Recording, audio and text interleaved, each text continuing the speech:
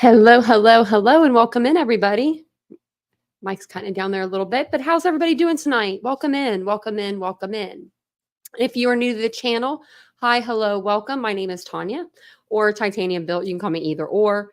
And if you're not returning, let's start that over. If you're returning Titan, welcome back. Of course, you'll be returning. You'll return to see me. I would hope. I would hope you guys would. But welcome in. It's good to see everybody. I was going to come on a little bit earlier, and then all of a sudden I'm 5 minutes late. How's that happen? I should have just came on earlier. If I have the itch next time, I'll do it.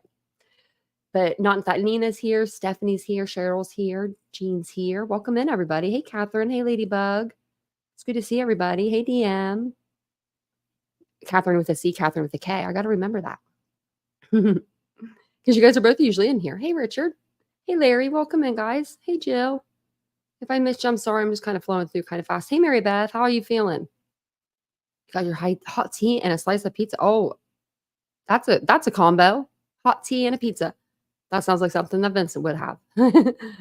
Pizza is the answer to all the questions. If you have a question and you don't know, or if you just don't know where to go in life, go to your nearest pizza place. Get a slice of pizza. If it's good anyway. Hey, Lenora, we don't have very good pizza in Ohio. It's okay. Best pizza I've ever had, hands down, always Philadelphia. Best pizza you'll ever have. I know they say New York. Nah, nope, not for me. Hey, ALR. Hey, Juno. And I've had both. I love Philadelphia pizza. Hey, Tina Marie. Welcome in. Joanne's in here. It's been a little while since I think I've seen you, Joanne. A couple days anyway. Roxanne. Roxanne. I was going to say something different than that. I was like, did I say that wrong? Texas Jewish Dog Mom. Welcome in, everyone. Richard. Fruity Pebbles. Ooh, fruit pebbles. Real adult. Fruity Pebbles. That's so funny. I had taco salad today. That's why I was a little bit late, because I was eating too. I didn't realize that I looked up at the clock and it was 9 o'clock and I hadn't eaten dinner. And I was like, we got to eat something. We got to get something together really quick. So now I'm good to go. I'm good. Thank you, Lenora. I decided just to curl it because I was at the pool all day today. And then I just let it air dry when I got out of the shower. So what makes Philadelphia pizza so good? It's the sauce, I think. And it's everything. It's everything. It's the sauce. It's the cheese. I don't know what it is. It's like a sweeter sauce. And they have some sort of cheese that they put on it out there that they don't put on our pizza out here. And I can't remember. My parents used to tell me all the time what it was. I can't think of the cheese though. But it's just good. I'd go there just for the food. I would. I've asked Vincent, do you want to go to Philadelphia just for the food? Thank you, Joanne. Well, I'm ready for my hair to get grown back out though. I'm ready for it to be long again. I'm not used to it being this short. So it's kind of fluffy tonight, so it's a little fluffy. But we're going to go back and talk about Sebastian's case tonight. There's just so much crazy going on in that case. And there's so many people that are calling out the crazy now that it's like getting even crazier. I don't even know if it could get any crazier, but I don't know if you guys have seen, there's a new creator that's been coming out. He's a newer creator to the platform. He's going around buying shovels, going to go dig up some spots, saying that Sebastian's there. Went into a Walmart and said that a kid was talking to him and the parent could hear 20 aisles away. We'll break down that interview. Maybe we'll do that tomorrow during the day because we have other cases I want to cover too. And it's just ridiculous. It's ridiculous. And then all of these people are putting this person's videos on the Facebook groups and everything. And I'm like, it's simple as just listening to what they're saying and then just putting your own common sense and your own thought into it, But yeah. So there's just some new people on the scene. There's some, it's just been crazy. Hey, Candy Wrapper. Did I see, who would you guys say came in? Citizen came in. I didn't see Citizen. Hey, Citizen. I thought someone else. Victoria. I don't think I saw Victoria. Welcome in, everyone. Hey, Cat's Life. I saw you too. When I'm on another screen, it's hard to see the chat. But so tonight we're going to go back to the Sebastian Rogers case because I feel like this is important to talk about. Betty, better known as Bullhorn Betty, has had protection order papers filed on her. They were filed against her from Katie Proudfoot and both of the Bowersox. We learned all of that last week. It was like the 26th, 27th. I think the 27th that came out. It was filed on the 26th.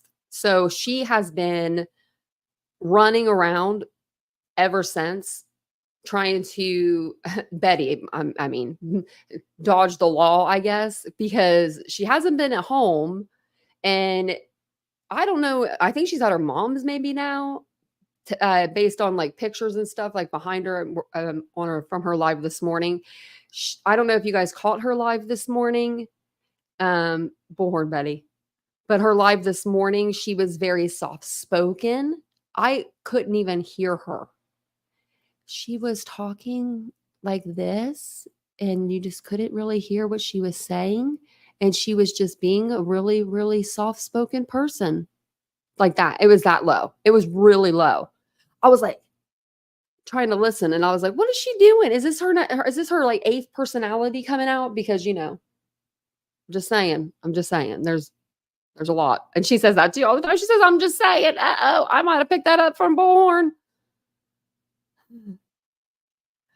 Leah, I'm leaning that way as well. I mean, I want to have hope, but this little boy has been missing, well, this young man, since February 25th/26th.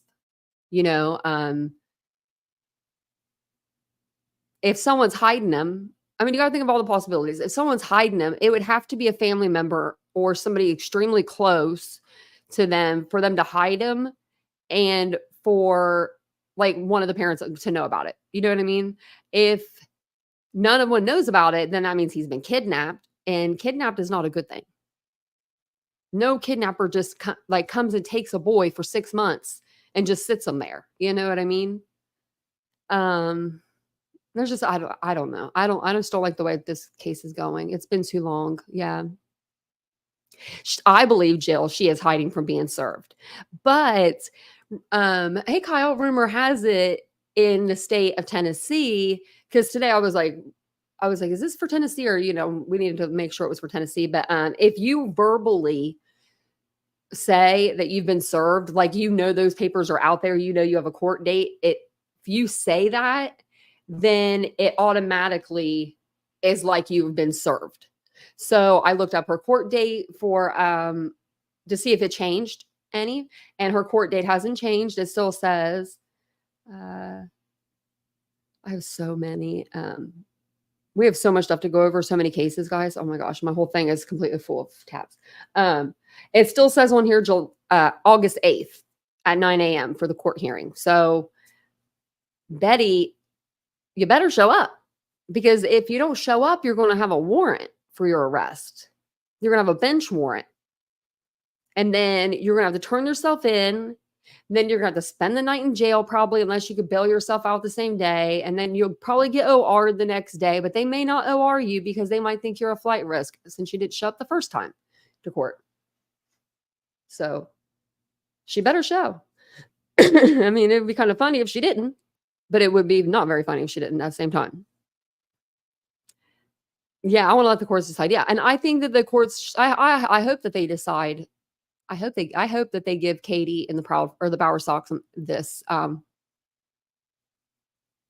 everything. I hope they get it, because they already have the temporary. So when this comes out, it already automatically, I guess, gives you the temporary restraining order. But so what they're going to be going to court for would be like a protection order, like a permanent or 3-year, 5-year. They'll give them in different like spans. But I do hope that she gets it. I think she'll start, maybe if this happens, it'll set a precedent. I know that I would be scared if I saw that, if Betty ends up getting in trouble, which I would never do anything that Betty does, but it would make me think twice before if I was going to do something. Maybe pay the family restitution of some sort. and she can't be around them. If she goes around them or talks about them, I would say then, yeah, she would have to be getting a lot of trouble for that. She won't stop, in my opinion. She won't stop. I think if they give her this, it might even be worse. Geraldo's back. He's back. Geraldo. He's on News Nation now. Have you seen him? Him and Cuomo. Oh my Lord, I love them two on a Wednesday night. Because it used to just be like every Wednesday he'd come on or something like, and then now he has his own, I think it's one little segment. I'll have to look for you because I love me some. Oh man, I love me some crazy reporters. I'll tell you that. So we need Brian Enton over here on this case. Why isn't he working this? Geraldo was like a talk show host in the early 90s, late 80s, I would say. And then he went on to do other shows. Kind of like a Nancy Grace in a way, but he wasn't an attorney, was he? Oh, thanks, Larry. It says happiest here. Happiest here. Huh, look at that. You haven't seen him? Yeah, he's been on News Nation. He has red glasses now, and it reminds me of Sally Jesse Raphael because they were around the same time.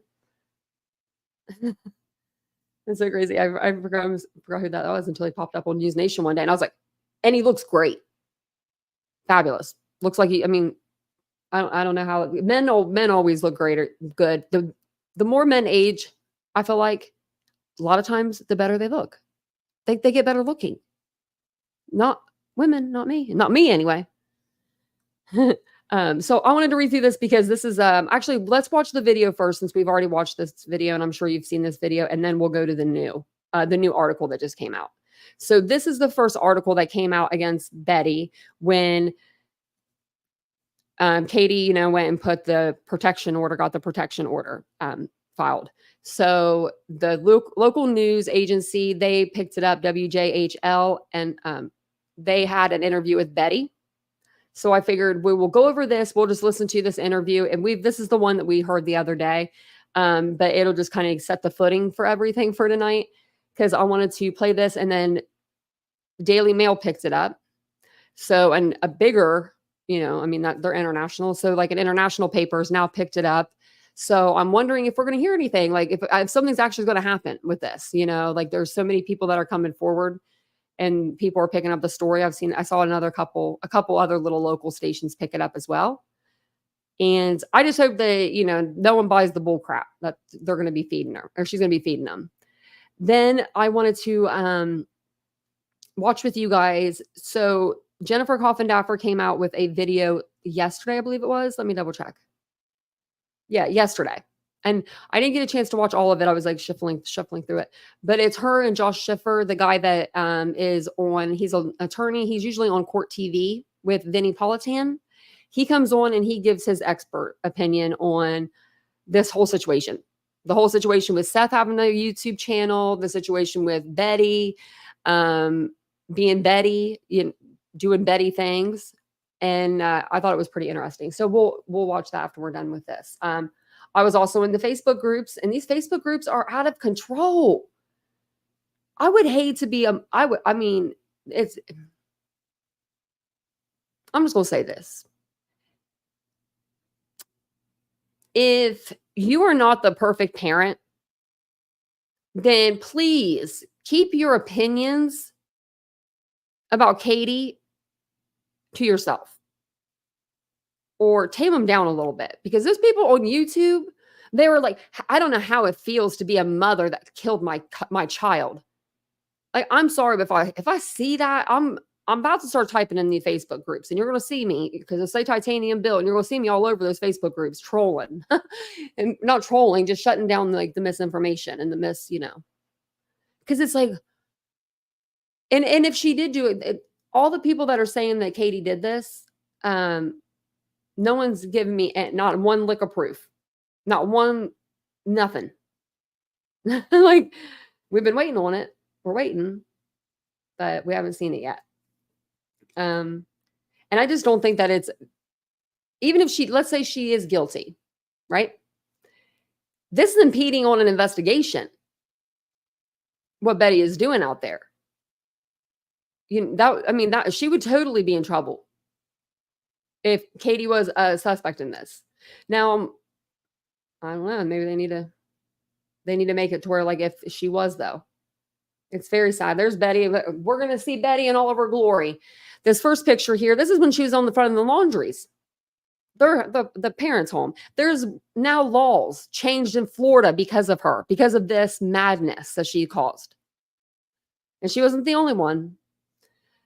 The mother of an autistic teenager who vanished without a trace from her Tennessee home has accused a YouTube sleuth of threatening her safety.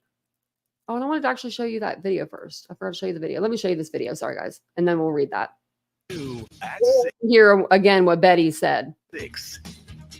A missing teen's mother claims she's being stalked and falsely accused by a YouTuber. So now she's taking legal action. Good evening and welcome to News 2 at 6. I'm Bob Mueller.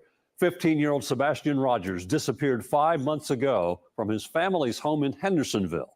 The teen's mother has been granted a temporary order of protection against a Florida YouTuber by the name of Bullhorn Betty. Well, tonight, News 2's Caitlin Quisenberry sat down and spoke with the influencer. Sebastian Rogers has not been seen since February 25th. Since then, the Sumner County Sheriff's Office, along with several other agencies, searched for a little over a week before officials said they were scaling back to focus their efforts on the investigative side. YouTubers and TikTokers nationwide have covered nearly every step. But now, Sebastian's mom, Katie Proudfoot, indicates it's gone too far. In a legal filing for an order of protection, Katie says Andrea Griffin, also known by her YouTube name of Bullhorn Betty, accused the family of harming their son while, quote, inciting the public and her followers to aid her in stalking. Katie calls the YouTuber, quote, dangerous. Andrea tells me she has not received the temporary order of protection, but claims she has not done anything illegal. If it is from her, then that's absolutely a falsehood. They can go and look at all my lives. My lives never come down off my channel. Driving on a public property, on public road with a camera hanging out, there's nothing unlawful about that. That happened over a month ago. It was when it's the only time I've been in the Hendersonville area. The questions of this case are becoming more and more. Andrea says her main goal is to provide informational content to the public and to help find Sebastian.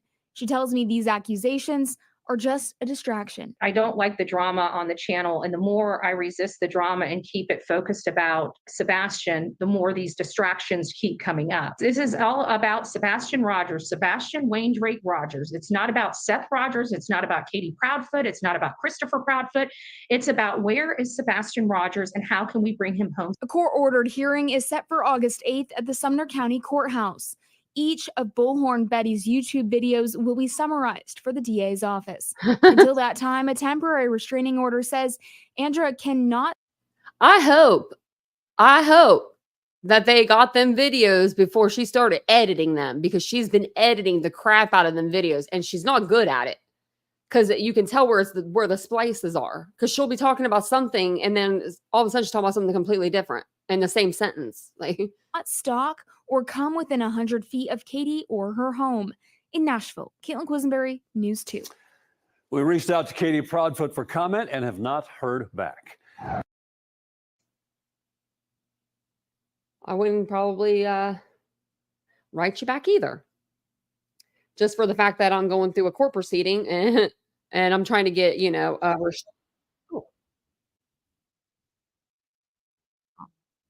like, where is that? I don't think we need this. No, I don't think we do. Okay. I'm just putting on my glasses so I can read this article to you, because there's some pictures and stuff in here I thought that were pretty interesting. And it just goes over in more detail about Bullhorn Betty and what she's about and how she likes to operate.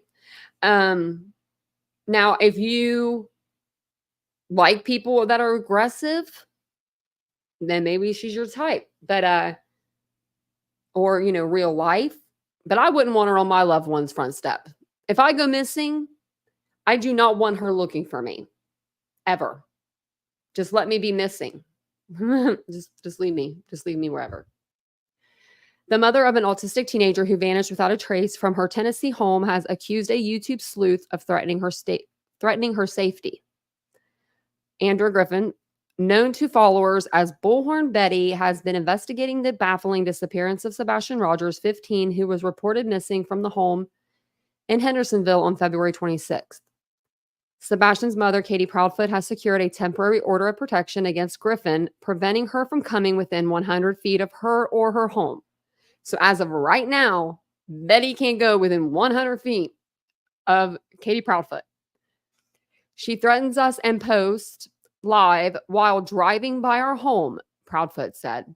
She is dangerous and is threatening my and my family's safety and telling her followers to help and do the same. And we've heard her say it. Well, she said she was going to give me video, like I wasn't going to take the video she wanted to give me. There she is, and silence is an answer to. Thousands of police and volunteers helped in the search for Sebastian after he vanished in the middle of the night nearly 6 months ago. He was last seen by his mom going to bed after he had taken out the trash the night before he vanished. His mother has claimed that she heard a noise coming from his bedroom that night. He was doing something in his room because about an hour later, I heard some noise and I was like, I don't care what you're doing in there, but go to sleep, she said. 6 o'clock, I went to wake him up for school Monday morning, and that's when he wasn't there. And if anybody as a mom is going to say, no, if I heard a noise and my 15-year-old made a noise and he was supposed to be in bed, I would go in there and check on him. No, not all of us would. No. And 100%, 99.9% of y'all that are saying that you would go check, you wouldn't go check. You would say the same thing Katie said. Get your ass to bed. Or if I have to come in there, I mean, my mom and dad would say, and I never had a spanking in my life. Never. I was spoiled. I'll admit it. I was spoiled. I was the baby. I have a brother 9 years older. Hey, Virginia. Hey, T-Dub. Yeah, so for me to say it, my mom was a saint too, but my mom would say, get your butt to bed, girl. What are you doing in there? I don't care what you're doing. But I've heard that just from so many people, on Facebook. I've seen it everywhere. I would never, as a mother, I would go in there and check on my kid. 15? I mean, I don't know. And I'm wondering if maybe she heard, after she said, okay, maybe she heard the thud, let's just say. We don't know. We don't know exactly what happened after that, other than her going to bed. But maybe she heard a thud, and then she said, Sebastian, she said what she said. And he said, okay. And let's say she could hear him getting into his bed. Maybe it creaks or something a little bit when he gets into it. Maybe she heard that, and then she was just like, okay, yeah, he's in bed. Just something just something that just happened. We don't know. We just don't know right now. I would have yelled to get your butt to bed.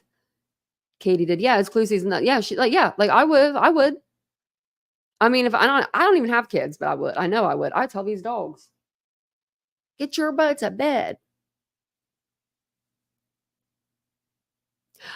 Fur baby mom, yeah, that's true. But you got to think about it. It's like Sebastian Rogers, But that is true. My niece snuck a little boy in one time. My brother was running through alleyways in his underwear and 2 different boots, like a work boot and a cowboy boot. And that's all I needed to hear. And I thought that was the funniest story ever. Sneaking boys in. So she went to wake him up. The next morning he wasn't there. In March, eerie footage from the back of the house from which Sebastian disappeared was released, revealing 2 light sources far away and another one closer to the house. So right there it says 2 light sources further away and then one closer to the house. Officials have still not been able to determine if one of the light sources was Sebastian, but they believe the footage suggests a second person was outside the house that night. Officials have not said that. The case has attracted nationwide interest and an army of true crime and internet sleuths offering their theories on the disappearance, including Griffin, who had nearly 200,000 followers online. And she means on her TikTok. Sumner County Sheriff's Office says there is no evidence of foul play. Sumner County Sheriff's Office says there's no evidence of foul play. And when they say that, that means that when they looked into the home, There was no evidence of any cleanup. There was no evidence of any biologicals. There was no evidence of any like a fight happening, like there was nothing broken in the home, stuff of that nature. And I'm going to go ahead and say that they checked the camper too at the same time. But Griffin claims Sebastian's parents are not telling the truth about his disappearance. So even though the sheriff's office says, nope, no evidence of foul play, according to Andra, I don't even know how to say her name. However you say her name, I'm going to call her Andra. I don't even know. Bullhorn Betty. Everybody is noticing their lack of caring for Sebastian, and they're more concerned about them and their reputation to the point where they're willing to lie under oath, she said in a video on Friday. Now, she has lied more than anybody on this platform. Hey, Lord, thank you. That's so sweet of you to gift out memberships. Thank you. If you got a membership, make sure you tell ALR thank you. Welcome in, everybody. I'm going to have to gift out some memberships too. It seems like a good day to do it. I'll have to do it when I'm done reading this. So I am not going to be a victim of their criminal enterprise. What enterprise? What the frick? Did she really say that? No, she didn't. I am not going to be a victim of their criminal enterprise. I want to know exactly for definition. A criminal enterprise, and it pulls up starter pack. This is I think it's for GTA. I think it's for the game. Okay, criminal expertise.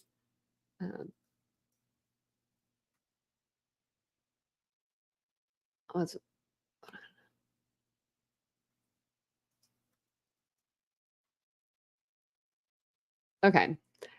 The FBI defines a criminal enterprise as a structured organization that engages in criminal activity or conspiracy.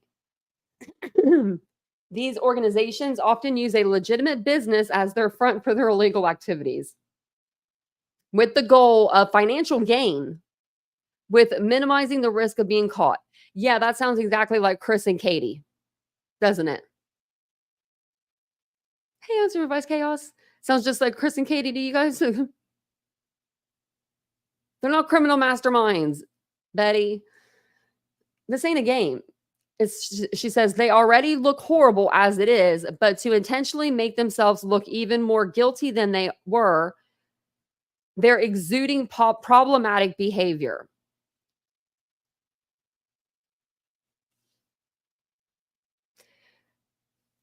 Betty, I've seen you more than 40 times doing something to someone's family that you shouldn't be doing. Just 40 times. That's the only time. I've only watched your channel about 40 times. But 30 of those times we're sitting out in front of Quentin Simon's house.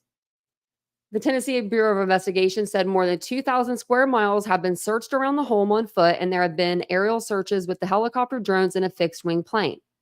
But the only possible sighting has been in a mysterious picture which was taken by a woman at a rest stop near a visitor center in the Blue Ridge Mountains in North Carolina, who shows a man who strongly resembles Sebastian.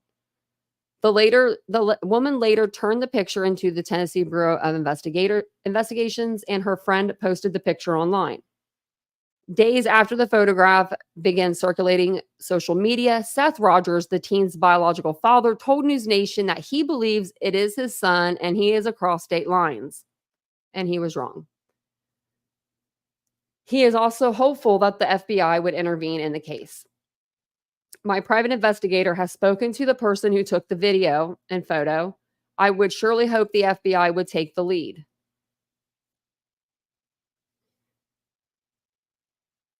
Because I believe that is my son and he is across state lines, I would really, truly appreciate it if the FBI did take the lead. Well, that wasn't him. He also told the channel that he has no idea where Sebastian could be living or who with in North Carolina, especially since it is a 6-hour drive from his Tennessee home. He told News Nation in June that finding his son doesn't feel like a shared goal with Sebastian's mother and stepfather. There has been no contact between me and the Proudfoots, he added. It's like I'm the only one that misses my son. A Sumner County courthouse hearing on August 8th will decide whether to extend the Proudfoots protection order.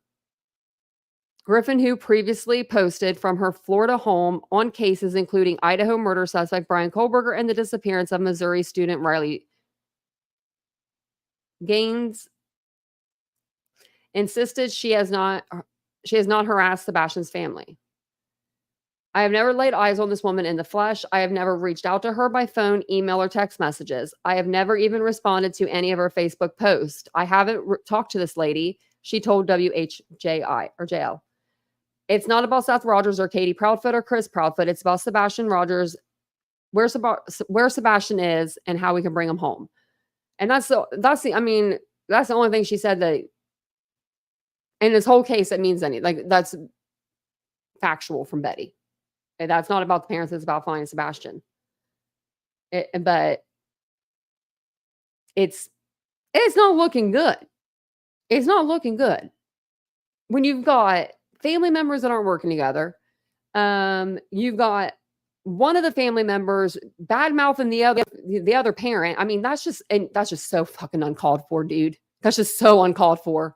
That's so disrespectful to your son, to the mother of your son. That's disrespectful, and I will say that. Like, disrespect. Like, you're not a man when you do that. Every time you put her down, in my eyes, you become less of a man. And at this point, you're in the negative, buddy. You're in the negative. Because you just don't do that. You don't do that. Even if she's the worst person on the planet, doesn't want to work with you, you don't do that. You never know what could be true and what could be false. And I wouldn't be surprised if, after all this is done, if Katie doesn't come out swinging with some freaking civil cases. Civil case for you, civil case for you, civil case for you, because they have the money. I mean, they don't have I'm not going to say they have the money, but they got more money than the YouTubers do to fight the cases. So I don't know. I'm just saying, we don't know what happened that day or that night. And for us to sit up here and speculate, because I could sit here all day long and say, well, I think Seth Rogers had somebody do it for him. That's why he was at work an hour early. That's why, because he wanted his alibi there. That's why he went an hour early. He had to make sure that people saw him in the parking lot. Couldn't show up just 10 minutes early. Had to be there full hour so people saw him. And I could say that. And I could run with that every single night for 6 months. And I'd have you guys convinced. Because it's easier than you think to convince a group of people of something if you need to. I don't do it because I don't need to convince you guys. I don't think any of these parents had anything to do with it. But I'm just saying, if all these people are going to go after Chris and Katie every night and say that they did this, that, and the other to their son, well, then why can't someone be on the other side and be like, I think this.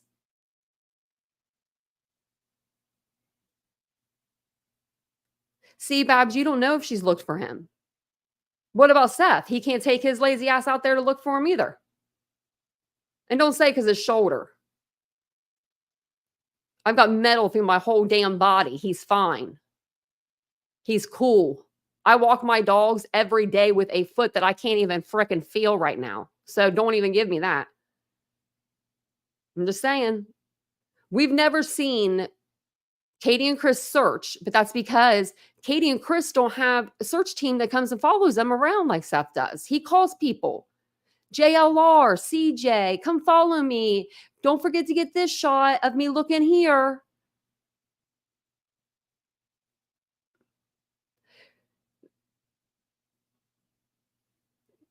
So since she was the last person seen with him, she did it. Do you know how many kids run away? Do you know how many kids are lured out of their homes? I mean, I know that there's over how many people kidnapped, how many missing in my state right now? Like 100,000 or something crazy.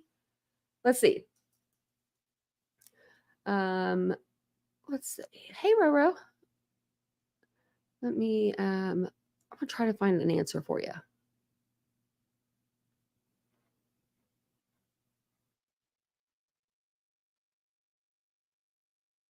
I would run to that camper too. Hell yeah.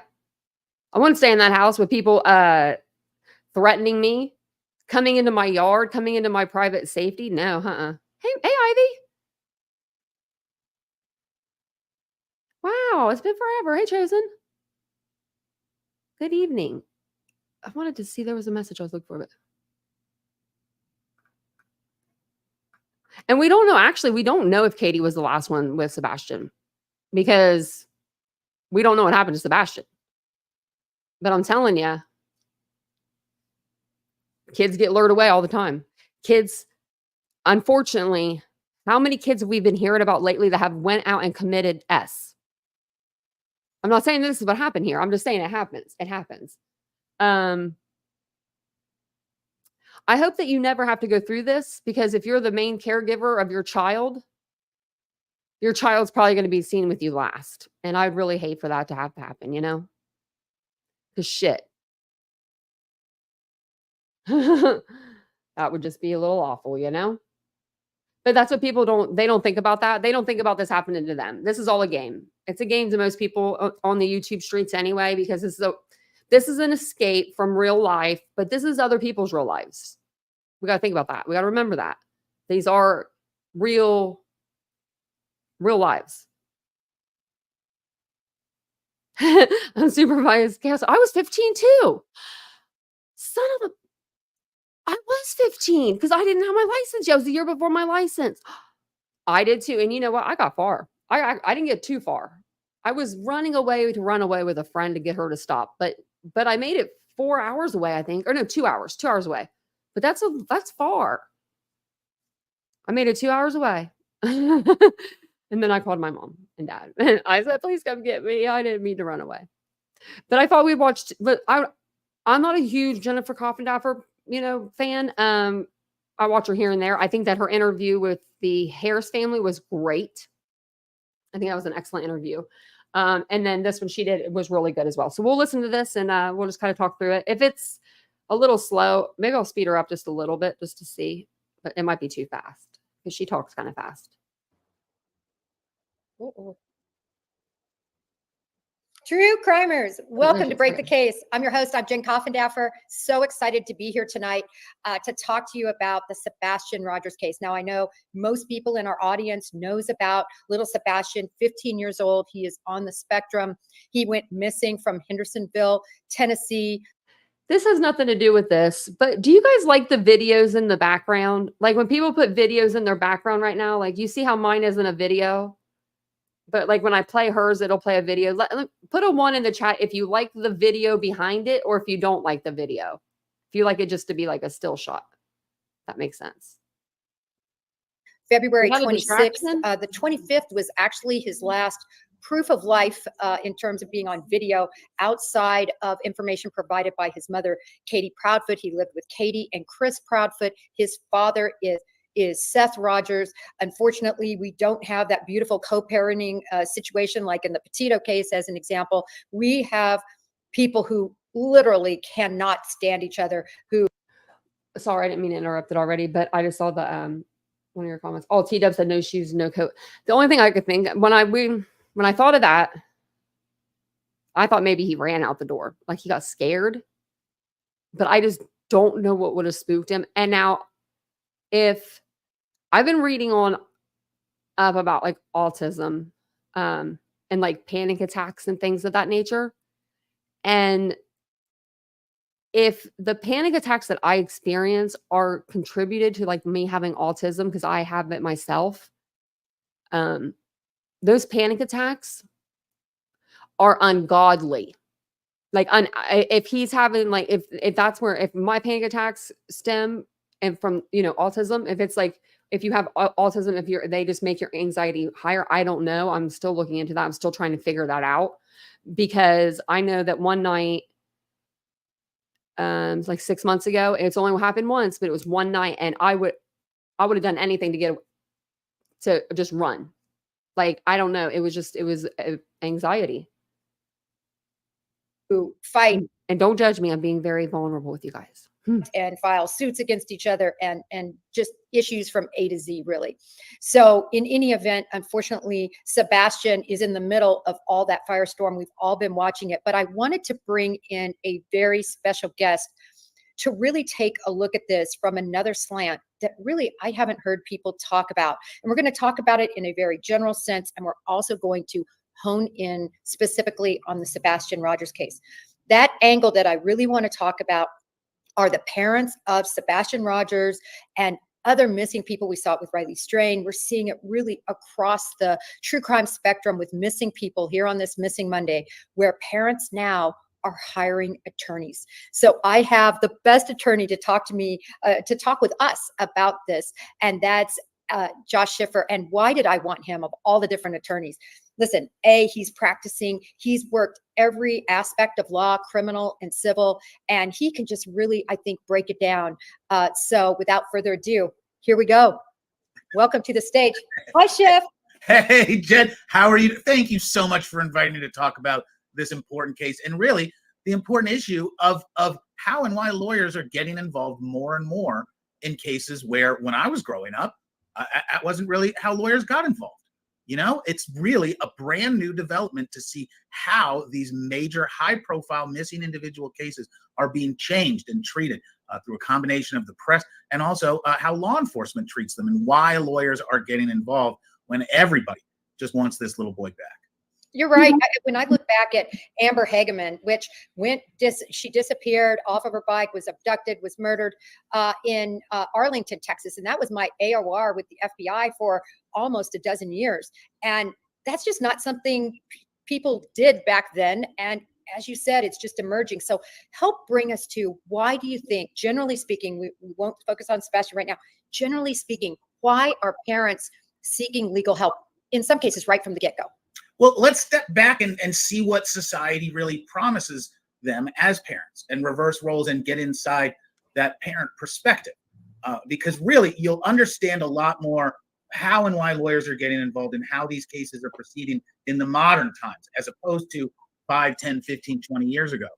And Sebastian Rogers is a really fantastic example of how and why families have chosen to get some professional assistance when they're facing something they've never faced before. And one of the things I talk about with anybody when they go get a lawyer, when they're involved in any part of the criminal justice system, you don't have the experience doing this.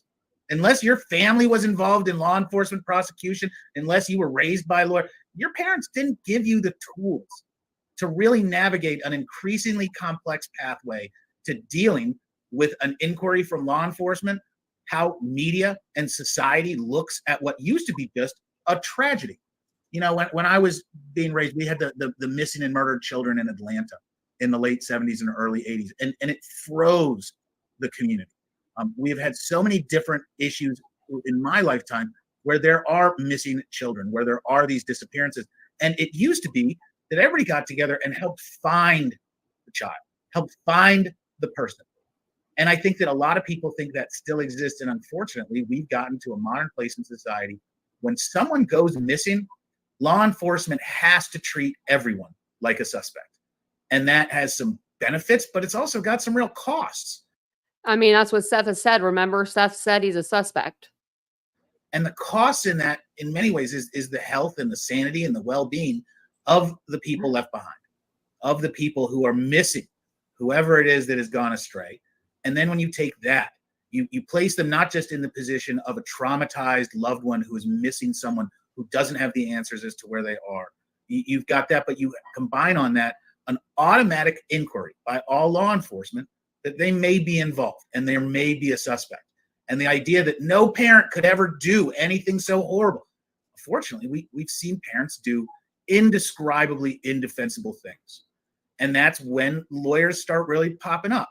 So when we look at something like the Sebastian Rogers case, where we have the custodial parent and spouse and a regular schedule And she goes in to get little Sebastian at 6 o'clock in the morning, and he's gone. He's gone. She spoke to him earlier in that night, said, stop it, whatever you're doing. But she wakes up and a 15-year-old boy is gone. A 15-year-old boy who had substantial function, could obviously go to school, talk with people, but arguably didn't have the judgment, didn't have the sophistication to recognize some of the threats that we as parents are always worried about. And when we have kids, especially kids that aren't functioning like other kids, we're always going to be worried about the predators out there. As society gets bigger, we're up to almost 300 million Americans.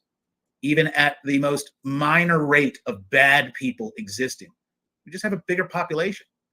And that doesn't mean you're more likely to be injured or more likely to have something bad happen, but it's more likely that bad things are going to happen overall because there's that many more of us. And so these parents have had to go forward, and I believe everybody in the Rogers case has gotten a lawyer. And then we can also compare that for some other families of people that, missing or not, where they need somebody to come in and help manage a process that's scary and intimidating. The one I think about immediately is the Landry family. And I know that they did some things that are, I'll just say it, pretty indefensible. I can't imagine the torture, but put on that lawyer hat. And putting on that lawyer hat really changes your perspective about what you're trying to do as a practitioner to help people. Well, let me ask you this, Chef, because I found it very interesting. If I were in this situation and I had nothing to do with the disappearance of my child, nothing, I would just want to come forward, want to be as cooperative as possible. And we sort of saw that in a sense from all three of these parental units, from Dad Seth, from Chris, from Katie Proudfoot, right? They started talking to the media. They were, essentially trying to be transparent. They were taking interviews. And of course, all of that has pretty much shut down on the Proudfoot side, on Mama's side. But say I am somebody who the magnifying glass starts focusing and social pressure and so on, I'm starting to be looked at as a possible suspect, even though that comment right there, Babs, I know a community you're from. Isn't she online yet? law enforcement hasn't I said knew that. that's where you came Where from. do you go to find a missing person parent Babs. lawyer? So the first thing, and it's really for any professional service, you need to talk to the people that you know in your community. Hopefully someone knows a lawyer that it cares. Because really when it comes to the lawyer's specific skill set, you want someone who is experienced in criminal law, and you want someone who's experienced in dealing with, facilitating with law enforcement in a non-confrontational professional manner. A lot of lawyers are always on this gung-ho, cops are the enemy, DAs are the enemy, the other side's the enemy. That's not necessarily the lawyer that you're going to want to go find, because really the lawyer for. Let me know in the chat, guys. Who do we believe? Who are we supposed to believe, right? Do we believe YouTubers, including myself, YouTubers or Facebookers? Do we believe what they tell us that's going on in this case, or do we go by what the investigators are telling us that's going on in this case? YouTubers, put a 1 in the chat if we trust only YouTubers. Put a 2 in the chat if you actually trust the police and you go by what the police and the investigators are telling you what's going on. Because, I mean, that's why there's law enforcement. So maybe we should just fire them all. You don't need any law enforcement anymore, right? Because they're all shitty. So you don't need them at your house. Don't call them anymore. Don't need them. You don't need them. Don't need them in your life. I just don't get it. I don't get it. I don't get it. I don't get it. Like the Facebook groups were killing me today. Like, I mean, literally, it was breaking my heart. Like every post. A case like this needs to be both a shield. I pray so hard. I really do. I pray all the time throughout the whole day for this little boy. And I pray so freaking hard that he comes back to us very, very soon. Like now, like yesterday. Like we need him back. We need him to talk. We need him to say where he's been. If we're not going to get him back alive, we need to find him. That way they can do an investigation, because I'm not going to be a part of the investigation. So they can do an investigation on him and see what happened to him. But either way, we need some answers in this case, because I'm not doing Summer Wells over here.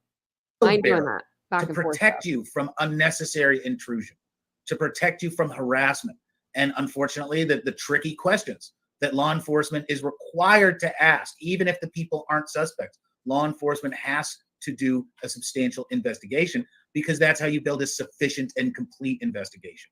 If you see that some angle in a case has never been investigated, that's something the defense will key in on all the time. So law enforcement has an obligation to investigate everyone, at least to a reasonable degree. That includes custodial and caring and loving parents who miss their kid more than anything.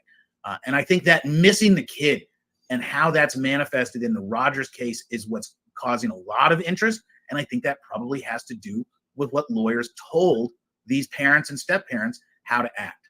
Because really the easiest pathway, if you show up at my office and say, Josh, I've got an issue. Explain why you would need a GoFundMe 3 days after your son's missing. Doesn't really matter what the issue is. Criminals, so first thing I'm going to tell you to do is shut up. There is nothing most litigants can add to a situation that benefits the situation. That's why you have a lawyer. You can think of a lawyer as a megaphone, but a megaphone with a regulator on it. And that megaphone's going to amplify your message, amplify your position, but it's going to do it in a controlled and restrained and proper way that doesn't expose you to the gotcha questions and answers that are oftentimes found in high intensity litigation. And one of the big red flags for me in the Rogers case specifically, or not even a red flag, but a problem flag, is this divorce, is this separate families, and the dynamic, the triangle that exists by just mere operation of law between these two parents as they don't share equal custody of their kid. Their kid has some special needs. Miss Proudfoot's moved on. Seth's dad hasn't, I don't believe, doesn't have a spouse. What? Okay, I didn't hear this part. When I said I was flipping around, I didn't realize he knew it. Oh, Josh, you know the case. You know the case. Okay, I'm going to go back a little bit and let him talk about it. That's not me. It's not my words. Don't get me. Don't get me. But if I agree, do I agree? I agree 1,000% in what he's going to say. And they share equal custody of their kid. Their kid has some special needs. Miss Proudfoot's moved on.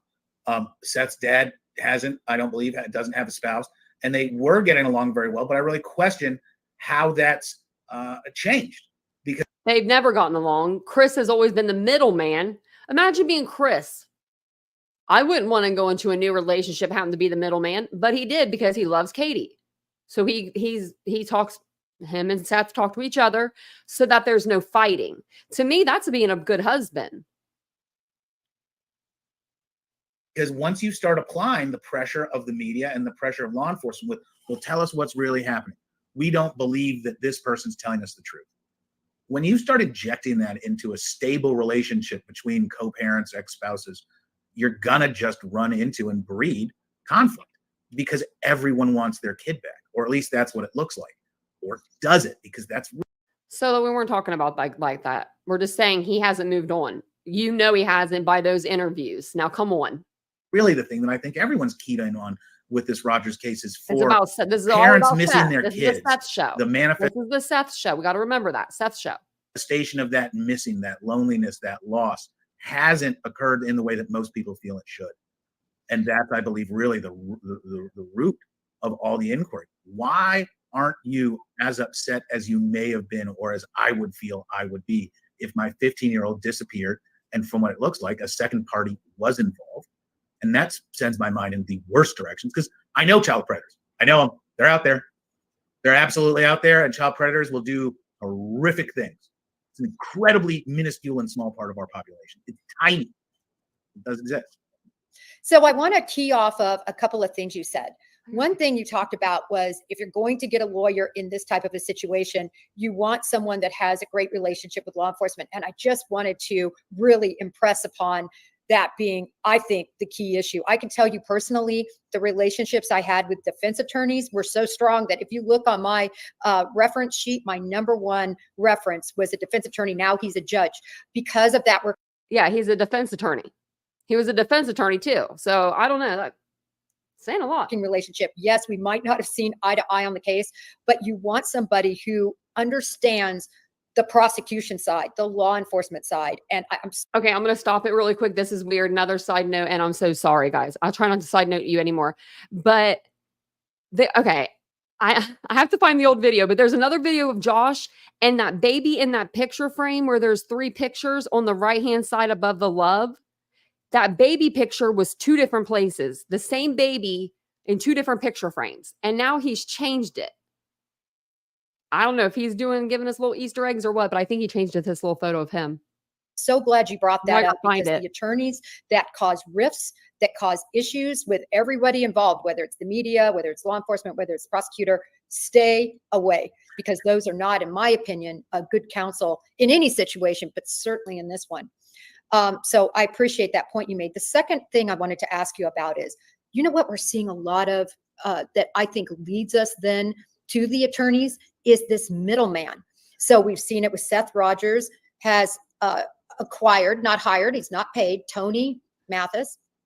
And then in the case of the Proudfoots, I believe they're using a Twitter person that's been involved in Kylie Rodney. I think he now has a private investigator license. Anyway, using kind of that person as their mouthpiece.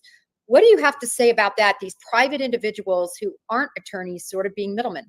Huge problems with that, because and it carries on from what you were just talking about. The reason you had strong relationships and law enforcement has strong relationships with the defense, it's ethics. It's ethics. Everything's based on ethics and a strong belief in ethics and reliance on ethics, where when you get into these unlicensed random people from this, there are no ethics. It's my problem with the citizen journalism issue, whereas journalists, professional journalists, have ethics. They fact check stories. They don't just repeat slander and libel and rumors. They have ethics. And the same with lawyers and prosecutors. It's the ethics that make the profession reliable. And I do push back on one thing. I will say that there's a time and a place for every kind of lawyer. And there is a time and a place for that scorched earth, burn it down lawyer, both on the state and the defense side. This just isn't that. What you really need, like you're saying, is that lawyer who has strong relationships because they work with the state. They work in conjunction with the state to ensure the best results for their clients, while at the same time preserving their ability to zealously represent and push back and deny what the state wants and stand up for their clients. When we get to these third parties, and even some lawyers, step back and look at this using your critical thinking skills. Why is this person getting involved? And I'll automatically give everybody the benefit of the doubt that they're nice people trying to do a good thing. I got it. That's absolutely fine. You can be a nice person. I donate time all the time. I do pro bono. I think most lawyers do. I do all kinds of stuff. That exists. But it's kind of rare to see someone get this involved, start giving this much reliable or intentionally reliable information and guidance without some sort of benefit to them. And what I see time and time again, and we're seeing this in a couple of high-profile cases, lawyers that are addicted to a little bit of fame jumping into a case. And sometimes that can be fantastic. There's Jose Baez. some lawyers that are press hounds that just want to chase that headline, and they're great lawyers. Unfortunately, All 3 passed their polygraph. Seth Rogers had to take another polygraph because he was apparently on medication and fell asleep. Now, I don't know if that's true, because the medications that he was prescribed were nothing. I can't remember the names of them, but we looked them up. One was a muscle relaxer that the one I take to go to bed at night is like twice as potent, and that they're not potent at all. And then the other one was gabapentin. Come on, guys, gabapentin, a nerve pain relief. And it's not a controlled substance. Neither of them are. that's not as common as I think people So he's not, to me, that says he's not in that much pain if they're not giving him pain medication. Just saying. want to believe. There are a ton of lawyers that in that much don't do a pain, really if he was great job. still in that much pain, he would be on pain medication right now. That would be a good reason not to be searching. But there's no reason not to be not searching. Why are we not searching? Why isn't Seth out there with a video camera? Like he does it like once every 3 months? We're about due. There are. I know that just shocks everybody. That there are lawyers. Now, that, one more thing. If Katie and Chris, okay, If Katie and Chris were out there searching with a video camera live every day, would that change anybody's opinions on them? Would everyone be like, oh, they're searching, they're not guilty now? Or would everyone just come up with like a different reason? Aren't in it for the I'm right sure. reason. Or only in it for sort of the right reason or part of the right reason.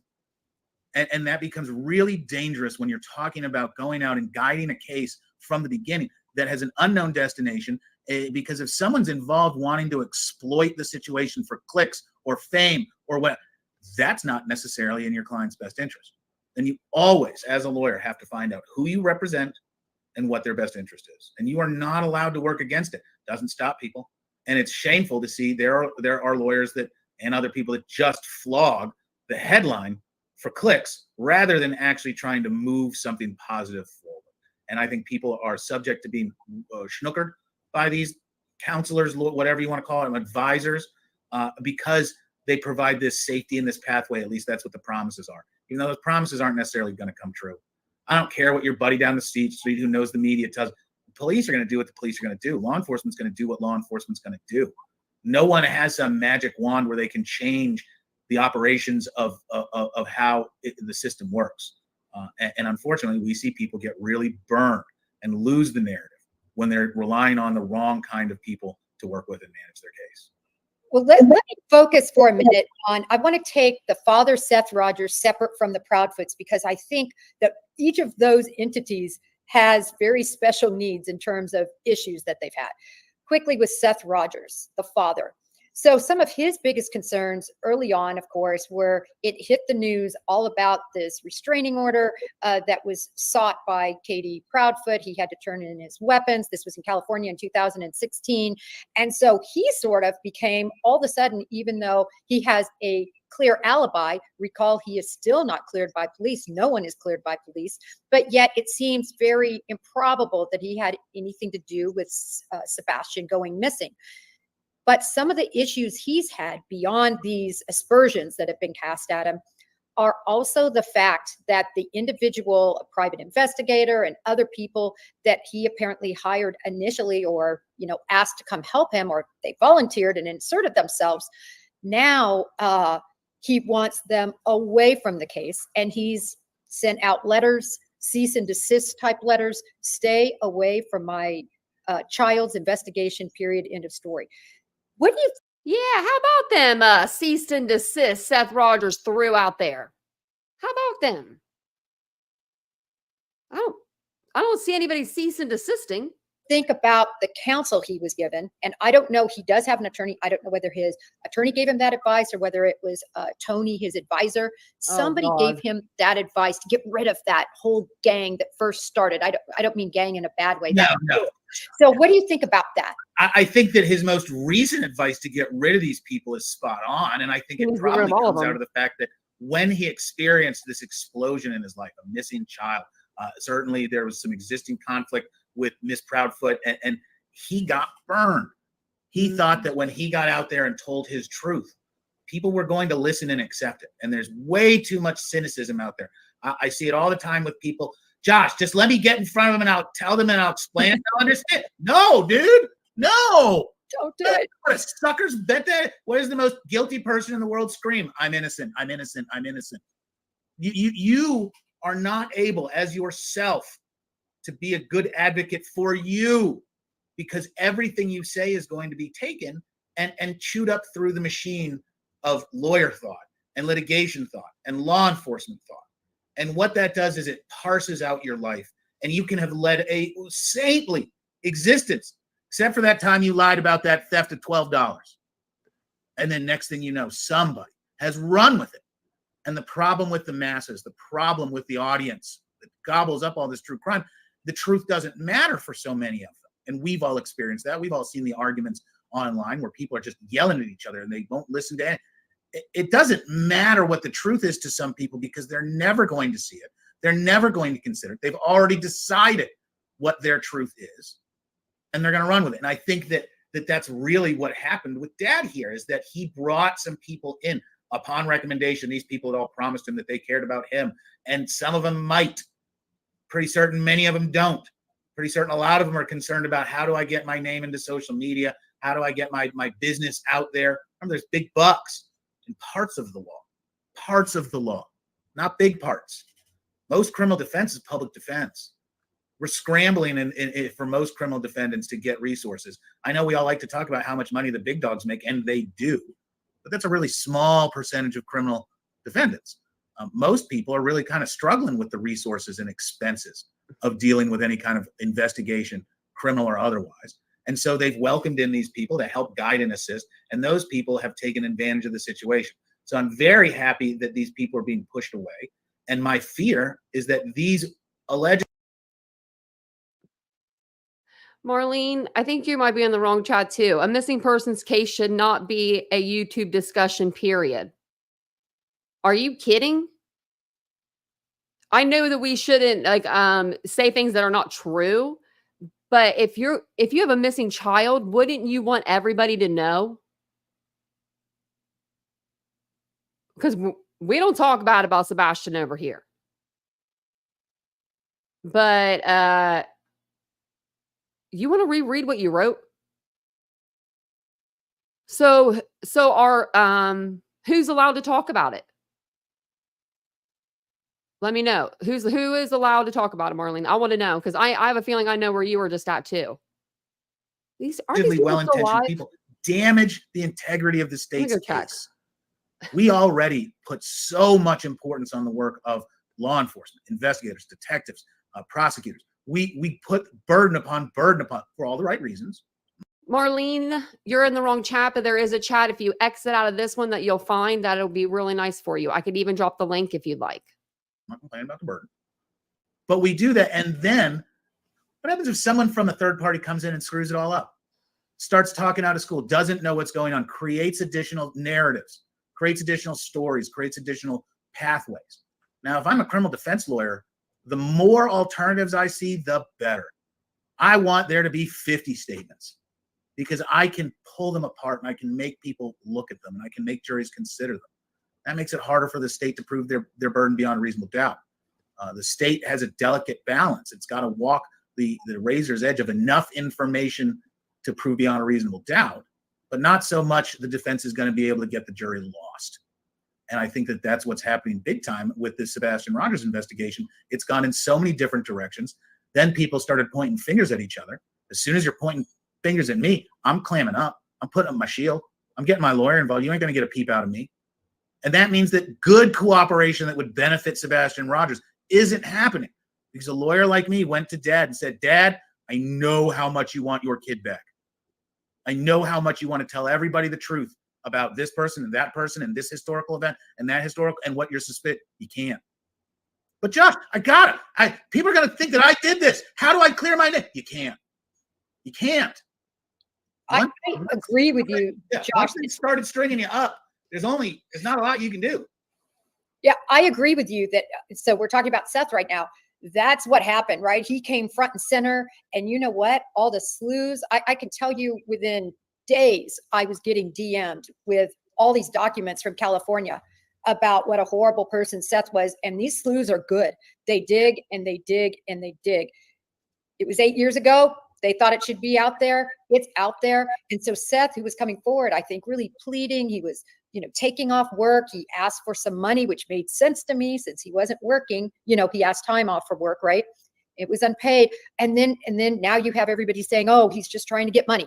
So that's why there's a GoFundMe. And then you have some issues with his staff or crew that are searching that really aren't, he doesn't believe doing what's in the best interest of finding Sebastian.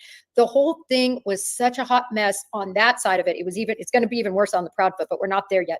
On Seth's side. And now he has a new person to look out for him, Tony. And again, the same issues. You're going to have all the slews again go after and try to find out why in the world is this Tony person involved. And then they go after that person. And it just makes the whole thing a colossal mess. So how should someone who has lost their son, missing, they want to get their name out, what's your advice? The very first thing is to get that trusted spokesperson, professional, licensed, insured, professional person to advise you. Professional. Like kick Tony to the damn curb. And it's not, hey, I'm just going to go out and pick the phone book. No, the worst part about hiring a lawyer is the process of meeting them all. It's dreadful. We know that as lawyers. We know that you want to hire the very first lawyer you talk to because hiring lawyers is dreadful. It is. But you got to take the time because this is important. You got to speak to more than one lawyer. Find a lawyer that you actually have some chemistry and connection with. If you don't have a family counselor already, find people that are like you and talk to their lawyers, because you really, it's like a therapist. It's like a doctor. There are lots of great people in the You got to be able to trust them. right position with the right mindset to help you. You just have to make sure for your own sake that you're getting the kind of service provider that's going to match your expectations, your personality, and your chemistry. But the number one thing is to give them the bullhorn. And it's easy. The lawyer stands up and goes, I'm not going to let my client say anything because, as we all know, I don't think he said that on purpose, but it was funny. everyone is a suspect. And you're going to have to starve some of the media. And the media doesn't, I do no comments all the time. The no comments, we all know how it works. It really depends on what the press agent's going to say. Are they going to put no comment and a name? Are they not going to mention it at all? Because that transmits different information. But yeah, you need to be quiet and let someone professionally put forth and manage your narrative as to what happened. And that's going to be, you use fewer words than more. And it's probably going to frustrate you as a client because you want to explain and you want to get into the detail and you want to respond to that commentator or that No, you were speaking to the entire world audience at one point. You don't get the luxury of deciding who hears what you say. And you certainly don't get the luxury of telling them how to interpret what you said and what your intention was. That's where the third party spokesperson lawyer really comes in, because we're going to be unambiguous. And it isn't going to be as detailed as you want, but it's going to hit the important parts, such as, I wasn't involved. I have a full and complete alibi. I want to get to the bottom. You're going to limit the inquiries, and you're also going to gain their protection, because hopefully that lawyer tells everybody, don't talk to my client. Don't ask my client anything. My client's not allowed to talk to any of you. Get in front of that, those statements that are going to come out. Okay, but let me play a little devil's advocate with you. I'm going to take a very specific case, the Anna Knezovich case. She's the lady that moved to Madrid, disappeared. There was great 20 years, yeah. No, what's that? Was she the one that left for like 20 years? I'm trying No, she just left. Okay. And there was a guy that spray painted the cameras. This is in Madrid. She was in the middle of kind of a nasty divorce. Yep. They've since, the federal authorities have arrested her husband, right? It ends up, at least alleged, it's all about money. But he hired an attorney, a very well-spoken attorney that handled all the media obligations, and he never said a word. I can tell you, it looked terrible. I mean, everybody was saying, listen, if you're innocent, why are you hiding behind this? You're supposed to be looking for her. You're supposed to be out there. So don't you think, Schiff, it's a little bit of a double-edged sword when you hide behind somebody and you haven't done anything? Your son's disappeared? It absolutely is, but it's not like you have a win pathway. People are going to be suspicious and cast aspersions and try to slay you because they're bitter, emboldened, small people. There are people in this world who are just angry and want to burn the world down and prosecute everybody. There are. I've been one of those people at times in my life. It's absolutely usual. The tough part is understanding what's most important, the PR or the win in court. And you're seeing that with a lot of the high profile cases. And Jen, you know this more than anyone. The real story, it gets kind of close to what's reported in the media, but there's so much nuance. There are so many details. No one's going to get unless they were there. And if you really are working in benefit of your client, preventing your client from getting accused, indicted, or convicted of anything, because let's just face it, we convict a lot of innocent people in America. A lot of innocent people plead guilty to stuff they shouldn't have. And the criminal justice system has a lot of horrifyingly bad results that it admits. Remember, we put people to death based on 12-person jurors because the state lies to them. Our system's not perfect, so you got to protect yours. And that means, damn the torpedoes when it comes to the public image. You've got to shut up and sit down, because if you arm the state, who is not your friend, the state wants to win cases. They are going to prosecute you and put you in prison if they can. Do not give them anything. I know it's frustrating that you want to stand up and tell everybody how innocent you are, and it looks bad that you're not protesting your innocence. Look at the cat. What does the guiltiest person do? Tell everyone how innocent they are. Don't listen to that universe. Don't listen to the pressure. Oh, you must feel so guilty because you're not telling everybody how innocent. No, listen to your damn attorney. I sleep in my bed every night. I go to jail every day, and I hate it. It's awful. Keeping you out of jail. That's what matters. So shut up. I didn't know if I liked Josh Schiffer at first when we watched him on Court TV. I'm liking him. I like him on a one-on-one basis, and compared to when he's with Vinnie Politan and the whole group of people. So Schiff, let me give you a little pushback here. Because Please. being on the prosecution side and law enforcement side, there is no decent law enforcement officer or prosecutor that wants to put anybody that they don't 100% believe in their guilt, that they actually did the crime. But how many of them? But how many of them are decent? Well, I Like, think I love my cop, man. I represent cops. I got cops that I adore. I got prosecutors I adore. All of them will tell you about the rot that exists in places like Canton, Massachusetts, the FBI, law enforcement in every state. There's bad apples everywhere because public service encourages rot because we don't kick people out of those jobs. And you know that. You worked for the federal government. If I point at the federal government and want to talk about efficient employment, have you ever gone to the Social Security Agency or a post office? That's who the government is. And now we start saying about law enforcement, there's awesome law enforcement. I love law enforcement. Law enforcement's also some of the biggest crooks in the universe. there's some bad ones. There's some bad ones. But Just it's the bad ones. such a Just small the bad ones. But there's lots of bad ones. It's I'll different take a from when we small were growing perspective. up and everybody liked to trust the police. The police have proven they are not to be trusted just blankly, uniformly. That's a shame. It's been a part of the destruction of American culture. How bad cops have ruined law enforcement for so many innocent communities. And we need to keep working on that by paying cops more, having way more cops, and regulating them much more strongly. But That I'll agree with you with, but I still say it's a small percentage. But if it's 10%, that's still thousands and thousands. And So remember- I think that's where we agree. and what percentage of cases actually go to trial? Oh, See, so- I always talk about the fact that the guilty people plead guilty. Because guess what? I've been through a bunch of guilty pleas. And you know, when you meet someone, and the case that always comes to mind, even though it's a terrible example, is that Scott Peterson debacle. 20 years, and now they're testing the tape.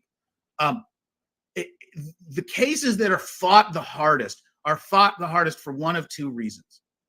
The number one is somebody who just really doesn't want to go down and is going to spend every last minute and dollar trying to save themselves and is the ultimate narcissist. And those people are out there. The ultimate narcissist, man, we got way more of those than we think. The other are the actual innocent people. And I've sat with and seen innocent people, and I've worked on innocence cases where really good law enforcement believed someone was guilty, and they weren't. I want to And quickly that's tough stuff. pivot off your Peterson comment because I think he fits the narcissism. And I think that the Los Angeles program of the Innocence Project, which is not the famed Innocence Project that many of my former colleagues worked at. So in that case, and remember the hair they want to test, right? It's DNA technology is advanced now, and that's why they can test this hair, because I guess it doesn't have the root, and they're going to be able to get a result, right? Where they couldn't all those years ago when that case occurred. So I just wanted to pivot off that. That's not what we're talking about today, but I'm glad you brought it up. It's still to your point that these cases drag on, and they drag on when everything isn't fully done the first go around. Yeah. You know, And it's the importance of well-funding law enforcement to do really sufficient investigations. The hardest case to defend against is the one the law enforcement put together really well. And we see it. Like, there are prosecutors who, when you go up against them and you know how well they have assembled their case, you know how well they've worked with their law enforcement to make sure that the investigation was fulsome and sufficient and they covered all the bases. It makes my job darn right impossible, because I can't find a little hole in their armor to go explore, because that's really my job. Remember, I don't have to care about innocence or guilt. That's one of the great joys about my job, being in the actual Constitution. Like, I have a job in the Constitution. I am supposed to test the state. I get to follow things that other people wouldn't think are reasonable, because I have to zealously defend them and work really hard. Even if my heart's not into it, even if my heart doesn't believe that there is, I still have to do my job, because that's how we keep the promise of the Constitution that only the guilty get convicted.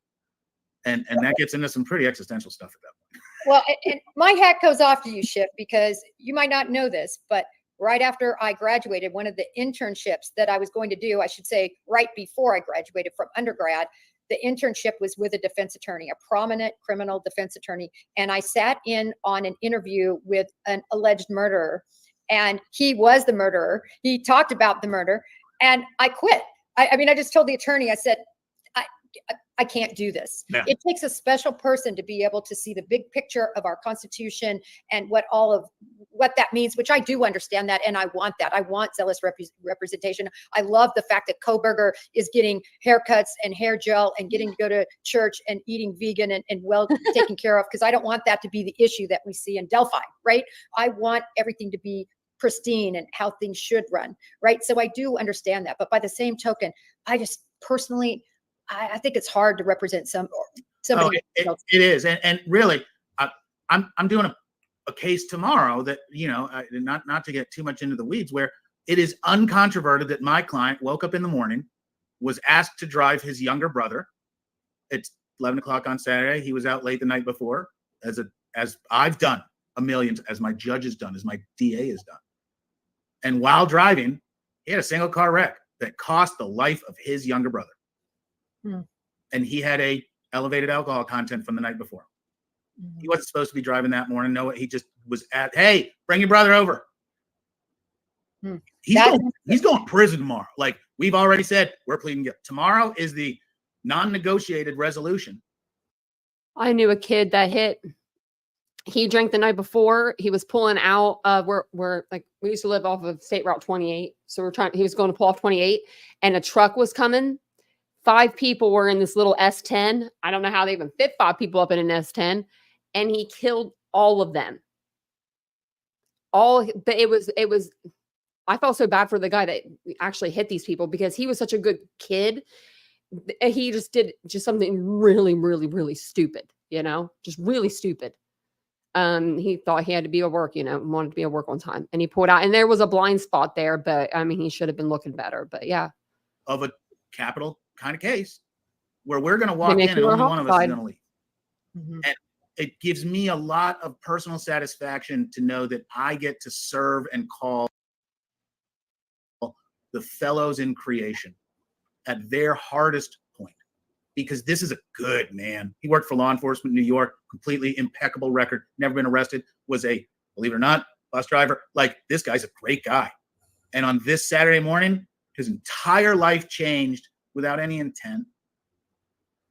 Yeah, no, I agree, Schiff. There are, you know, I think very rewarding parts of a defense attorney's job, but I'm going to go back to, we're going to switch now. I think we covered Seth pretty well. Oh, yeah. Oh, I had one more question on Seth though. He recently started a YouTube channel. The reason he started a YouTube channel is because they want to get the message out. They want to keep Sebastian's name and everything out there. And let's get this right. Let's get this right, Coffin Daffer. He said he's making the YouTube channel so he can get membership so that he can charge people in order for them to get updates on Sebastian. How you feel about that, Barb? How you feel about that?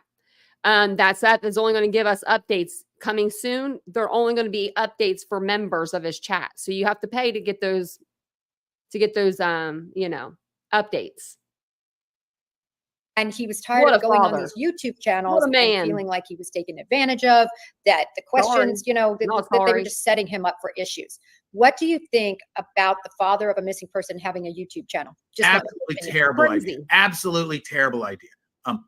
I know how much people want to stand up and be heard. No, stop it. Stop it. That is narcissism, because you are just trying to satisfy your own failings about, I'm not getting the message out, I'm not doing the right thing, I'm not being the good dad, at the expense of your child's well-being, and you are exposing yourself to so many different, you are making the eventual state's case weaker. You really are. If you're not involved, you're making the state's case weaker. I know you don't think so, but trust me, I'm a jerk lawyer. We can turn your words around. It's what happens. The more mess you add to the fire, is people just throwing buckets of twigs every time you get out there and talk out of school, because he's going to be mentioning the relations with the mom. He's going to be complaining about this person's fairness or that person's fairness. And that friction, that discussion itself detracts from what's really important, which is Sebastian finding him and getting justice for what happened, if anything, because as unlikely as I believe it, there's still theoretically the fact that a 15-year-old autistic kid just wandered away and disappeared and they haven't found him. I don't buy a lot of that. I think there's a little bit more. I definitely think someone else was involved. But the dad getting a YouTube channel, especially with the blessing of some media, horrible, horrible. Stop it. The Okay, world another question. is not there. Sit down. What do you do if you're Seth Rogers and you don't have the money to hire a competent legal person to help you out? What do you recommend there? I didn't give him anything. You all gave him $26,000, and that's not even counting the Cash App, Venmo, the GoFundMe, or I'm sorry, that counts the GoFundMe, not the Cash App, the PayPal, the Venmo, or the creators that were paying Seth to come on their channels. First of all, there are going to be lawyers. It will be harder. That money should have went straight from his pocket or that GoFundMe straight to a lawyer's fund. To find someone at a very low price point or pro bono. But believe it or not, there are religious groups, social groups, civil rights groups, that if you need someone, they're there. Plus, remember, there's victim witness groups that work for almost every jurisdiction. They tracked his scent to the retaining pond. Then they saw toe prints jumping into the retaining pond, like they were dug in, like as in if somebody maybe jumped in to the retaining pond, to the point where the sniffer dog jumped into the retaining pond. So stop spreading misinformation around here. Georgia, we spend more money on Please stop spreading misinformation, or I'm gonna have to block you because I just can't have it in the chat. Victim witness advocates. They don't even want to think about a bunch of the problem misinformation. there is, these aren't your lawyers. Those are lawyers that work for other people and that you're getting the benefit of their assistance, but they're not really your lawyer necessarily. But it is important. And if you don't have guidance, please just be quiet. Don't talk. Listen to the detective. Law enforcement does not want you going out there and talking to the world. I promise they don't. It's influencing their ability to investigate the case. Law enforcement doesn't want bad leads. It wants accurate leads. It wants a broad net for identification, but they do not want to spend their entire resources chasing down a bunch of garbage that is filtering in from wackadoodles on the internet. What about GoFundMes? What's your opinion, your guidance on that for these parents? So first of all, GoFundMes and accepting charity money, it's not just something you just do. You just don't put your hand out there and say, hey, everybody give me some money. No. And you can run afoul of a bunch of different issues, especially if you're letting some third party handle your GoFundMe. Your GoFundMe ideally should be coordinated if you have a lawyer or accountant or other financial fiduciary professional, because they're not allowed to rob you and just say, I robbed you. Regular people can rob you. And literally, people screw each other and stab each other in the back all the time.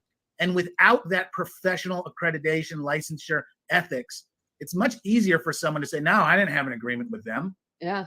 Versus with a lawyer or another professional, they're going to make sure everything is done above board because everyone gets protected. Protection isn't just a one-way street. Protection flows both ways.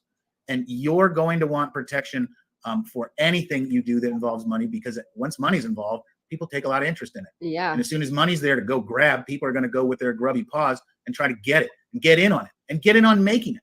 Because it's not even, hey, I hosted the GoFundMe. No, I'm going to host a raffle. I'm going to do content. There are so many different ways that people try to drum up revenues from the general public that may be well-intentioned, but they may also be illegal. They may be wrongfully directed. I mean, come on. Every disaster has scam after scam of fake GoFundMe, fake help me pages. And my real guess how many we've done of those over here? 0. suggestion, if you want to help somebody, find someone in your community.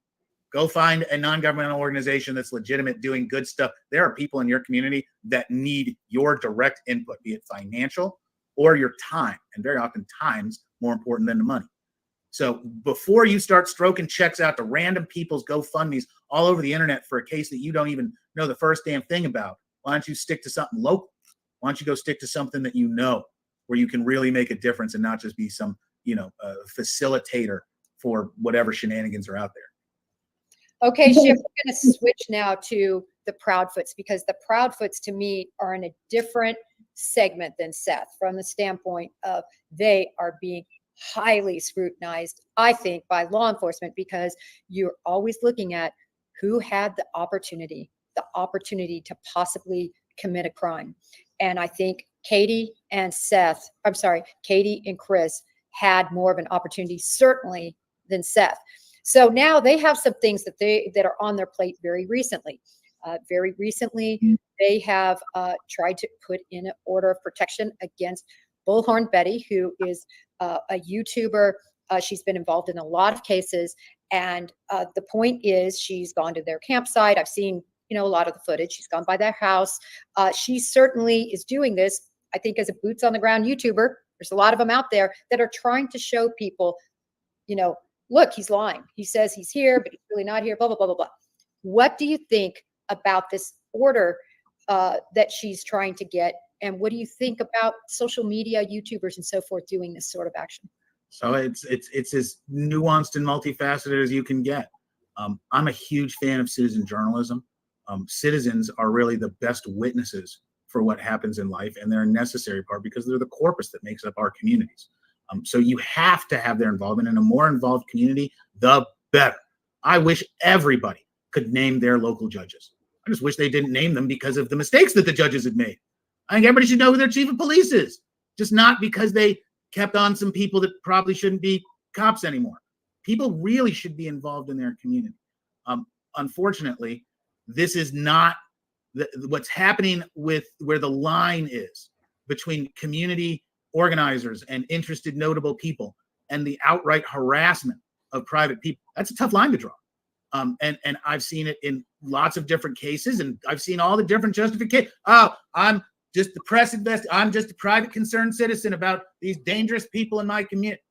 Reverse roles, because that's what a judge is going to do. And a judge is going to look at someone and say, hey, this family has suffered a crime. Their child is missing. A bad thing happened. What is the public doing to them? And what are the specific actions that are being complained about when it comes to something like a protective order? A protective order in all 50 states is a civil order, is a quasi-criminal order, because it's a civil order that results in criminal sanctions if it's violated. And remember how most of them are going to be couched. It's couched from what the listener, the petitioner who asked for that order, how they feel. Not the intent of the actor being complained against, but how reasonable is it for the petitioner holder of that restraining order, protective order, whatever you want to call it? How do they reasonably interpret the actions that have caused them to ask for this remedy? And guess what? Going by their house, harassment, intimidation. Going online and screaming their name and attaching a whole bunch of people and frothing about, man, Judge Josh finds that pretty intentionally harassing. And if your job, whether you want to call it a job, is to gain clicks through saying whatever is possible, I'm going to find that harassing, especially if you're doing it with a pecuniary intent where you're making any kind of money. And that's really where I get wound up against some of these people on the inner tubes, is because let's just cut to, they don't care. They care about clicks. They care about explosive, salacious allegations not based in truth, and digging up gotcha photographs and statements and misconstruing and mispresenting so that people, in their ever-hungering need to not be in trouble and to point out how other people are bad because it reflects on their own insecurities inside, they're going to go click on that stuff and generate revenues through advertising. So I fully support these families who are somehow connected to a tragedy exercising their rights to have the state protect them from the inherent harassment and abuse that some scrutiny brings. But where's that line? And I don't have a great read on where that line exactly is, because it's up to the petitioner. It's up to the Proudfoot. It's up to the set to get up there and say, hey, this is the person who's harassing me. This is the way the harassment is taking place. But I absolutely feel that these protective orders are valid. I'm already consulting and talking about different ways to go sue different producers of media, because of some. Okay, Babs. Okay, Babs. All right. No. I'm going to give you one chance and one chance only. I'm going to give you a chance if you want to come up here and talk to me like an adult. You click the link. Click the link, because I don't do keyboard warriors in my chat. I do not do that. We are not doing that today. We're not going to do that tomorrow. And we didn't do that yesterday.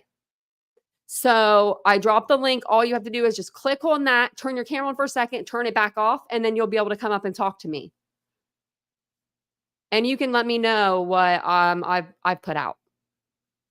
So I'll just wait here for you for a second. We'll see. Because Terry Lynn having a car party every time she goes live is not searching for Sebastian. I'm sorry, but it's not. Every time she's in her car, just sitting there, looking at a tree. Sorry, but not sorry. I could go do that too. I could go take my camera and go out in my backyard and say I'm in Tennessee too all day. You guys have known what I've done, but I'm not gonna. Come on, Babs. Come on, Babs. Because you had so much to say in the chat tonight. I'm giving you the floor. And I'm really nice. I'm a really nice person. I might seem a little crazy right now, but you got my blood pressure up a little bit, Babs. Is it Babes or Babs? I don't know. I like Babs better because, you know, Babs, like the singer. Nothing. It always happens. Is that not what your site just said? What? What did my site say? Babs. Babs. No, my site's not saying that. I'm just trying to comprehend what you're trying to do here, Babs. I didn't put anything on my page.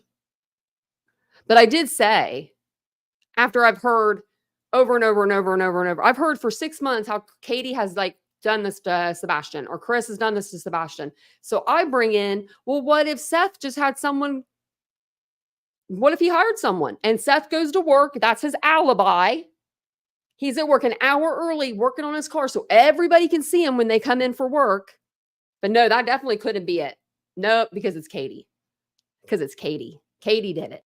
Katie did. Some of the stuff that we've encountered from certain I'm still waiting on you people though. on the internet, because guess what? I get complaints about that person said this, and most of the time I know I'm staying out of it. There are a couple that are really above and beyond the pale and are violating, in my opinion, and 12 people. I'll put it in front of 12 people. I'll ask 12 people, is that person, that content creator, are they doing this for legitimate reasons? Or are they intentionally harassing, abusing, intimidating these private citizens? And more importantly, are they interfering with law enforcement investigation?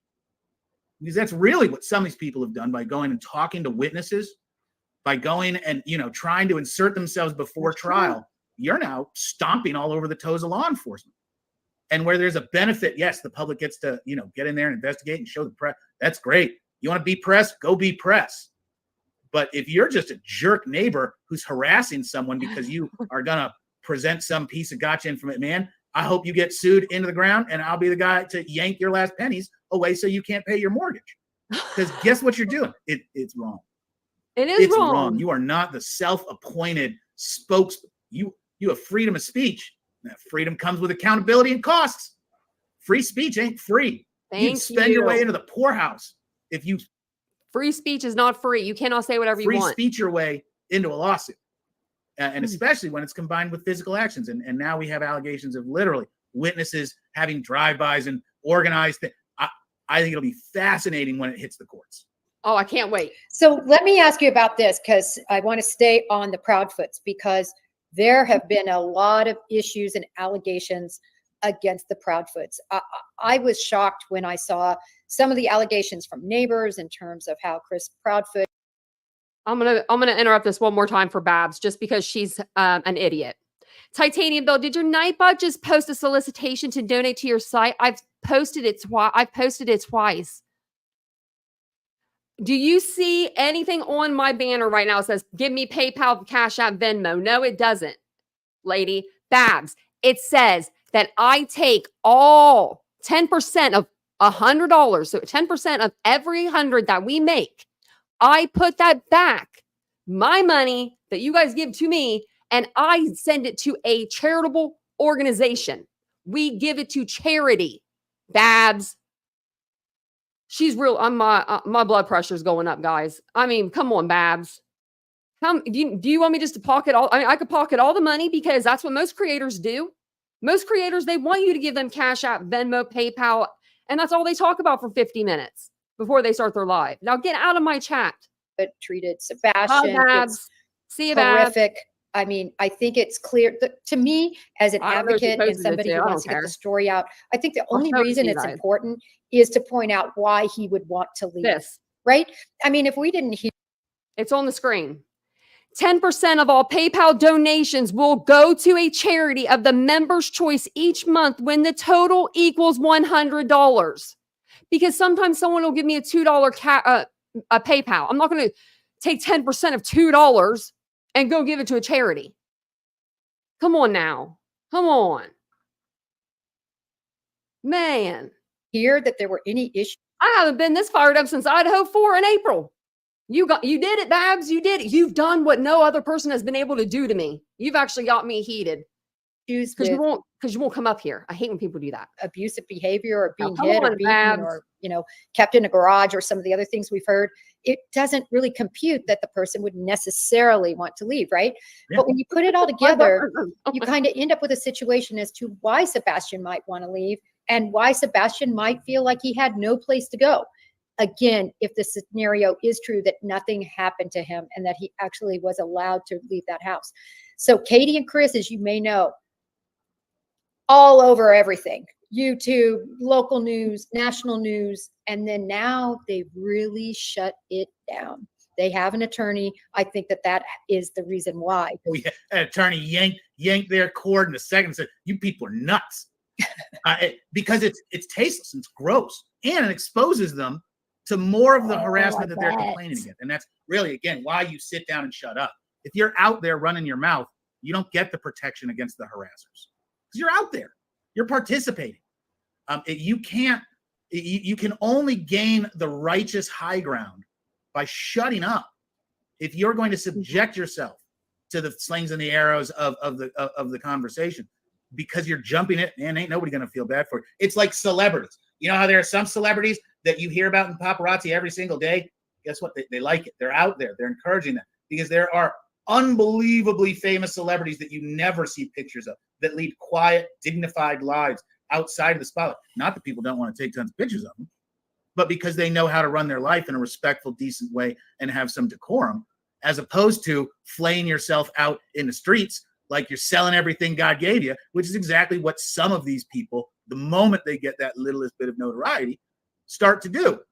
And it's gross. And really, I don't feel bad for the bad results that then happen to those people because you asked for it. When you had the opportunity to do the right thing, sit down, shut up, and let law enforcement do their job, you could have done that. You didn't. Okay, so let me juxtapose, though, exactly what you're saying, Schiff, and go to when I look at Seth, I see a father that is looking, he's out searching, he's organizing flyers, he's spending money on wristbands. He really seems to be out there, obviously putting himself out there. And then you look at the Proudfoots who are never seen looking or having any part of searching. I got to tell you, it looks really bad. Looks awful. Looks awful. Makes me want to go grab him and be like, what are you doing? Do you care about your kid? Or do you care about your PR? It's off. And I love casting bad aspersions. Remember, court is and law is just an exercise of your prejudice. It's all voir dire, prejudice central. It is all of your presupposed beliefs about people that are unproven because you don't know them, manifesting as justice. Like justice, law enforcement, it is the criminal justice. It is the home of unfounded beliefs about people you don't really know. Hence why we have a jury system and questions and answers and evidence, and we do a review so that we can eventually arrive at what the truth is. But from the front end, before there's been any corroboration, before there's been any witness statements, when you have people do and act in a way that does nothing but beg you to suspect them, and that's all on them. Because you're right. I look at them and I say, hold on, you're the responsible parties. It's your 15-year-old special needs child that you know about. You're the best person on notice to make sure that this child has the extra protections that someone may need. I put the onus on them because she's the one with custody. He's the stepfather. That's their responsibility. And if I'm Seth, I'm pissed. Hey, baby mom, I thought you were going to have a household that ran better, knowing that we have a 15-year-old child with special needs that may be susceptible to additional threats that other children wouldn't be as susceptible from. And why don't you have some very basic stuff set up to prevent a wandering autistic child? You had a 90-year-old Alzheimer's patient and you just put him in the living room, you'd be reckless if they wandered off and died. It'd be gross negligence. And that's kind of what I see in some of this, because I don't know what degree of involvement any of these people had in Sebastian Rogers' actual disappearance. I do know more could have been done to prevent it.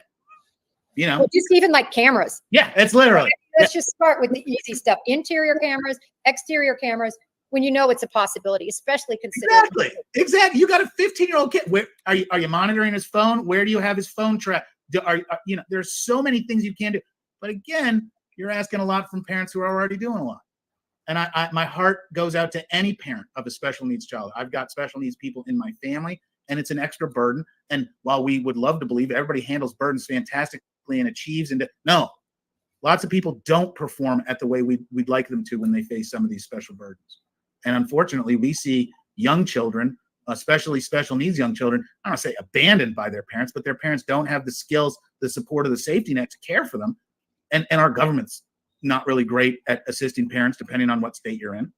And I feel for these parents who are basically trying to find their way how to protect and raise their kids without as much social guidance as I'd like to believe is out there. You know, I have to deter just a second on this point, and then we'll, circle back. But, my brother has cerebral palsy. He was born breech. He lost for about 10 seconds oxygen. So he can read at about an 18-year-old level. He had a lot of different jobs, Wow. bagging groceries and changing condiments at the Cowboys Stadium. But you know what I found? And he lives, even though he's young, he lives in an old folks home. And they're great. They love him. Love it. He's Oh, I like bet the they young love him. guy, My and- husband was the same with Downs, and they loved it. Yeah. After my car accident, I had to go stay and live with my mama. And she lived in one of those retirement homes. It wasn't like a retirement home. It was apartments, like apartment living. But it was like you had to be 61 or older or have like a disability. And I didn't have anywhere to go to someone take care of me. My mom had to. So I lived with her. And the first day I was there, within like the first hour, I'm out there with my wheelchair and I got like 10 old, and I'm talking older people. I'm talking like 80s and up, all are huddled around me, just listening to me. And I'm like, oh, they think I'm cool because I'm young. They made It's me so feel great. But the one ingredient, this is just my opinion, the one ingredient that solves all, at least in my existence and what I know from my experience, is love. Yeah. It's so amazing. If you just treat that child like you love your pet or you love your dog, and I'm not saying they're a pet or a dog, I'm just saying, how can people have that much love all the time? I see it for animals and not show that same amount of attention, with their special needs. That's all you really need. It drives me nuts how our society is so focused on so many downward facing things when we could really spend some more time focusing on the upward facing things, like the absolute love that these people, these special people in creation, they were created just like you, just like me. They have the same value as you and me.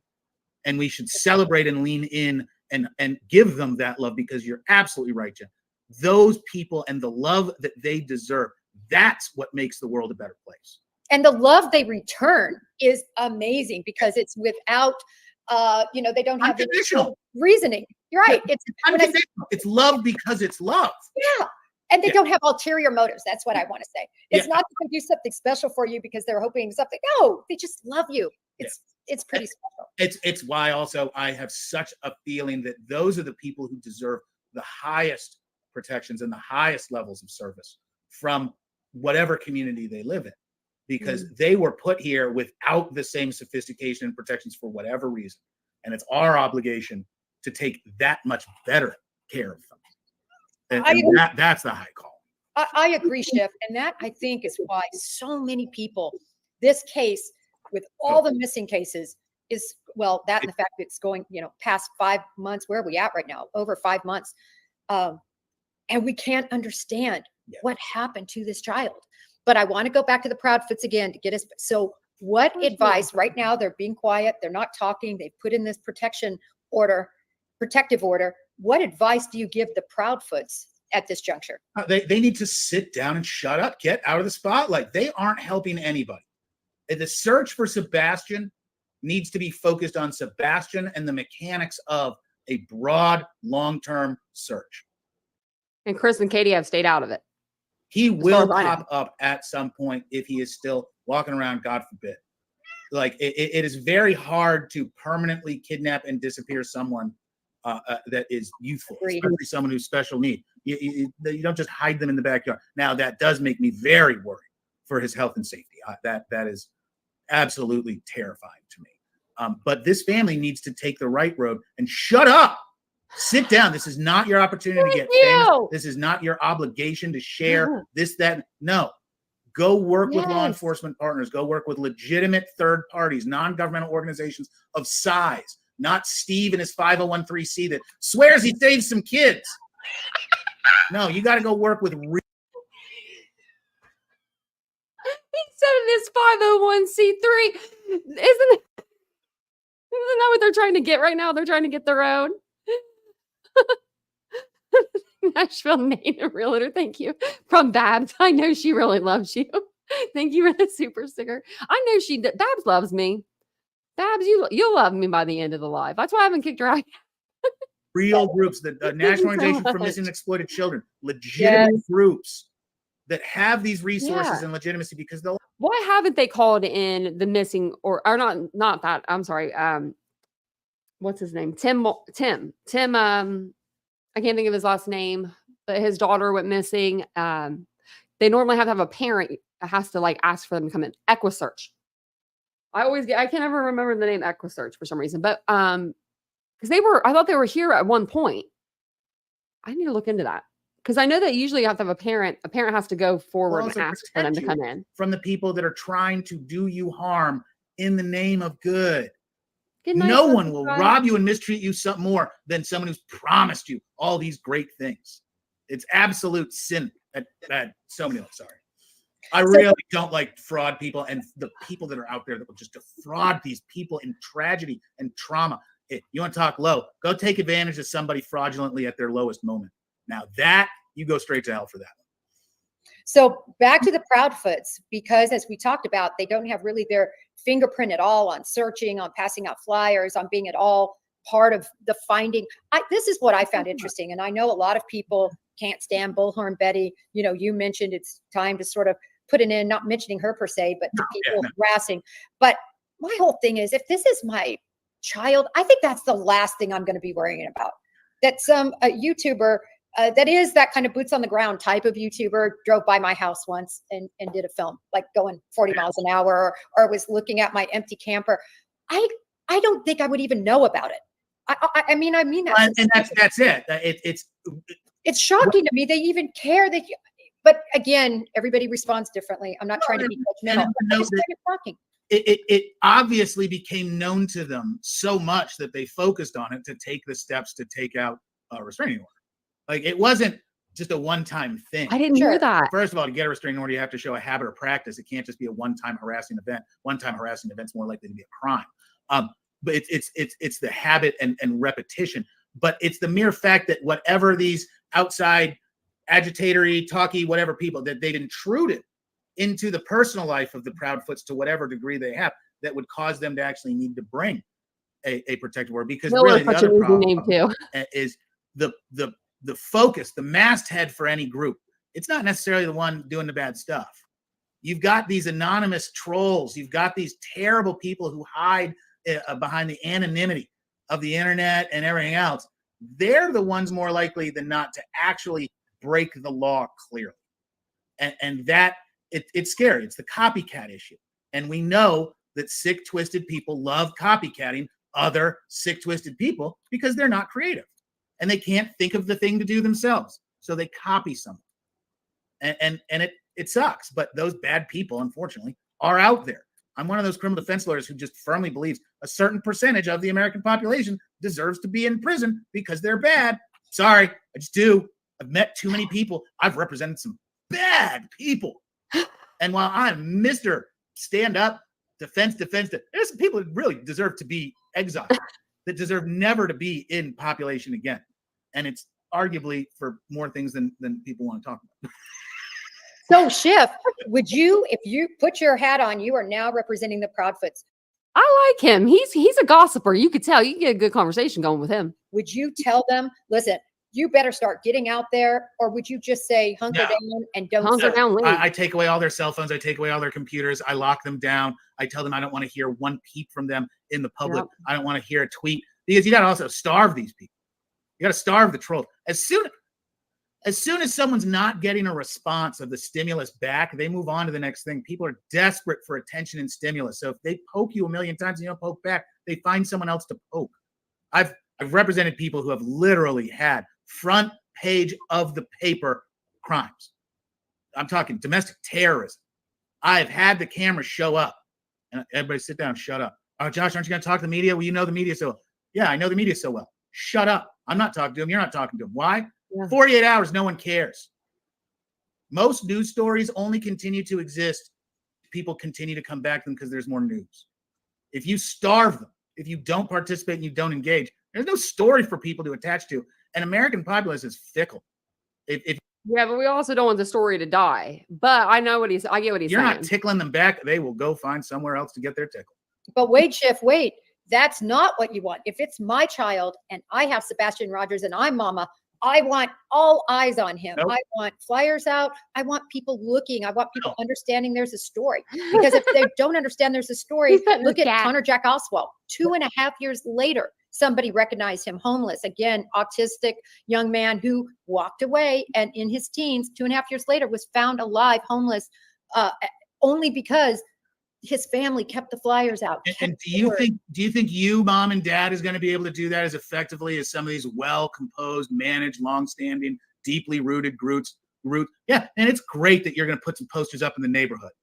It is nothing compared to the reach and effectiveness of organizations that are dedicated to doing exactly that. And you're going to get the benefit of not being strung up in public for the slings and arrows and tomatoes getting thrown by everybody. Because I don't care how perfect and innocent and wonderful you are. There's always some contrarian that is going to get their rocks, is going to get their clicks by trashing you. I don't care how amazing you are. Someone is going to get their jollies by hating on you.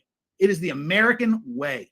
We are the rudest, nastiest people in the world because of our free speech, and it's a sacred, wonderful thing. But I don't care if you just saved 1,000 children while donating your lottery winnings. Someone hates you for that.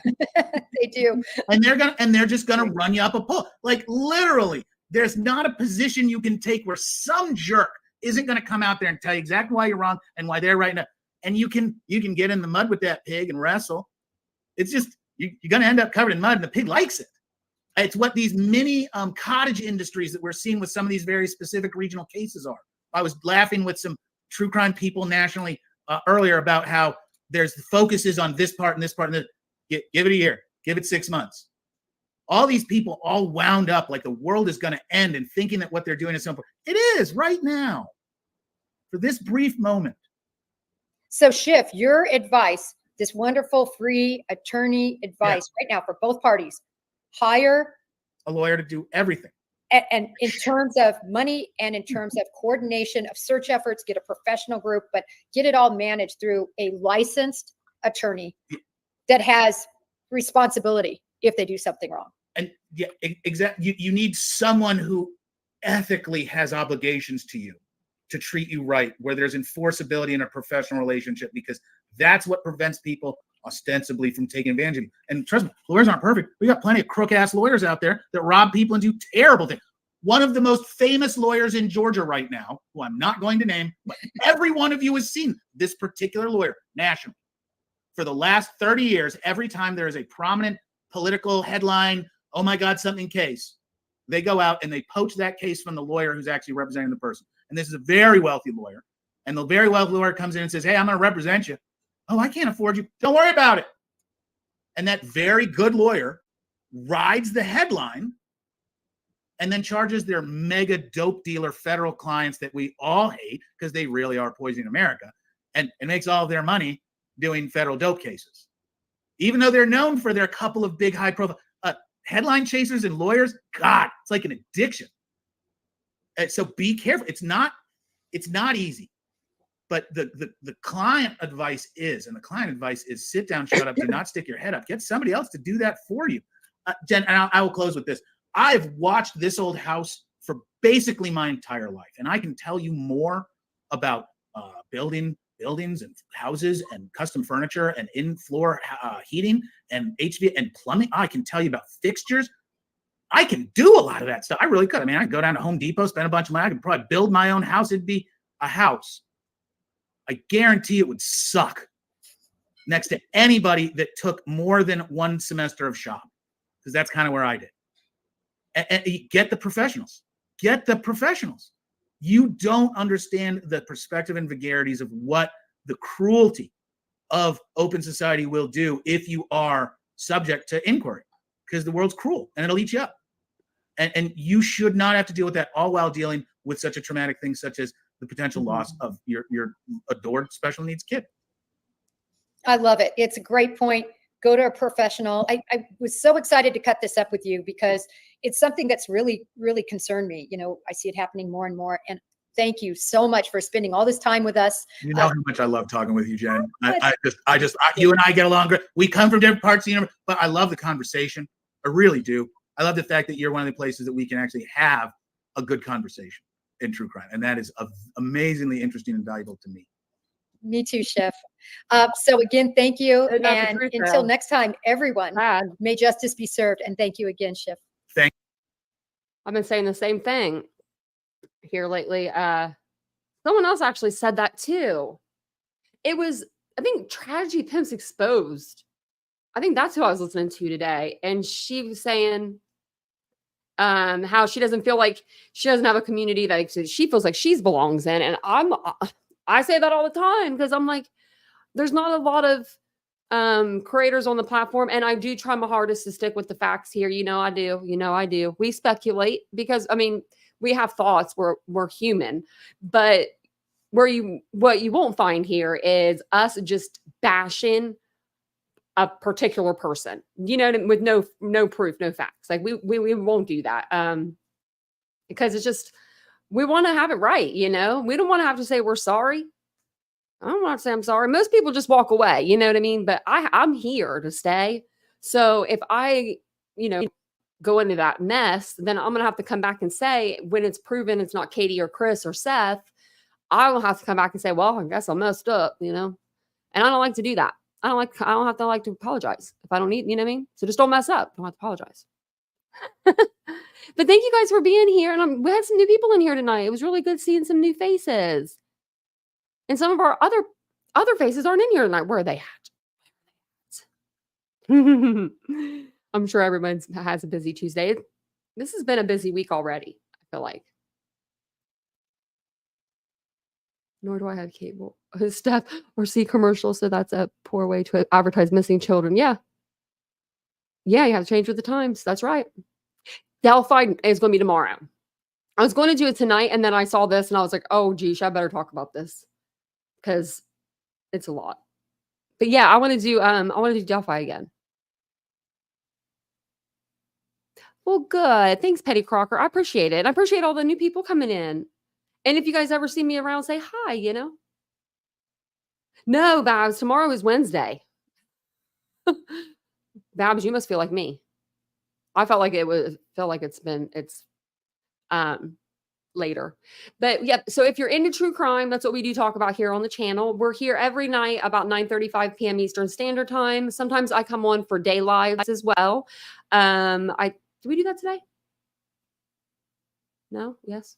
I can't remember. No, that was yesterday. I was like, did we do it live today? We did one yesterday. Chad Doerman. I think that was one yesterday. So, or maybe Members Live. We did one yesterday. I can't remember for sure. But we are here every night. Yeah, we do all true crime. I was writing a list. So Idaho, there's a new Court TV special they just came out with. It's under subscriber members only. I can become a member though. I think it's like $4 to get it. So if you guys want to watch that, and I'll put it up on a poll, that way we know what day you guys want to see it. And it has interviews with the Gonzalez family. They come in, they're talking, and I like to hear what they have to say. Sarah Boone was in court again, so we have to catch up with old Sarah Boone.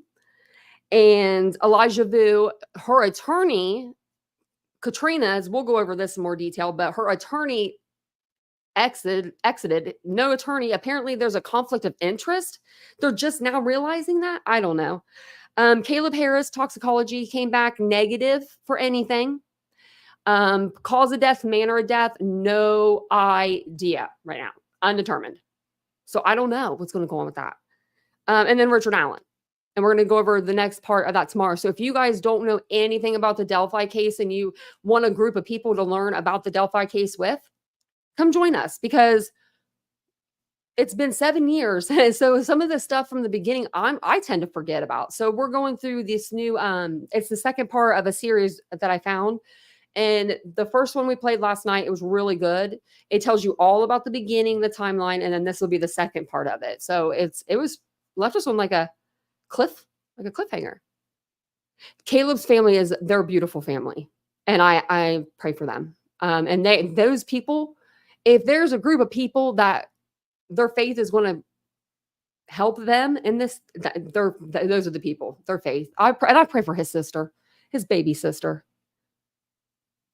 Man, the 3 days were very interesting, CJK. Yes. We've been going over them. We went over, I think we did 2 Delphi lives. And then I have my whole playlist when we read over all the documents and we've done all of that stuff, but we're just now getting back into it. It was after I've read the 155 pages of the memorandum, I was like, I need a break for a minute. And then all of a sudden it was like all this stuff came out and I felt like we were behind. So we're just starting at the beginning. That way we can kind of get everybody caught up. Because, a lot of people don't so a lot of people will go into like a group, like they'll go into a chat to say like, hi, and then like talk about a case, like the Delphi case. And then you go in there and you're like, I don't know anything about this case, because you're just like, what the hell, Holly Bobo, who said Holly Bobo? I just was thinking about doing her case the other day. That's an old case. Yeah. Marie, yeah. Who else said Bobo? I was watching something the other night. Was you talking about her family or something? Because her family, they are amazing people.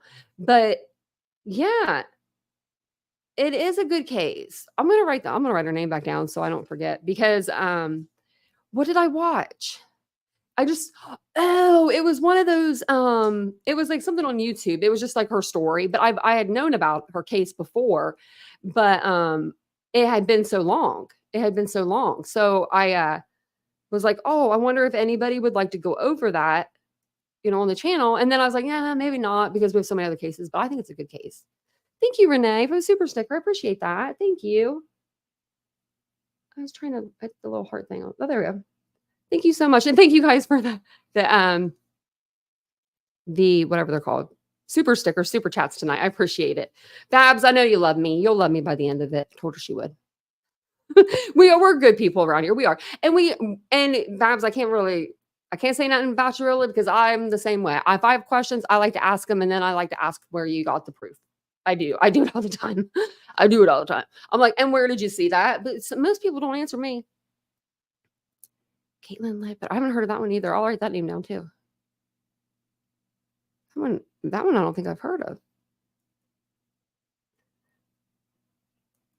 And if you guys ever have any cases, you can always send them to my email as well, titaniumbuiltboo@gmail.com. And it was good seeing you guys tonight. And I'll be back tomorrow. I'll be back for another round tomorrow. Yeah. Oh, was there a dateline over this one too? I saw a dateline over one of the other cases we're covering. Shayna Garner, we're covering that. We were covering that case, and Corey Richards. I'll put a poll up, see if we should still cover them, because I think that they're good polls to do. You saw the dateline? I didn't see the dateline. Also, another case. Ellen Greenberg.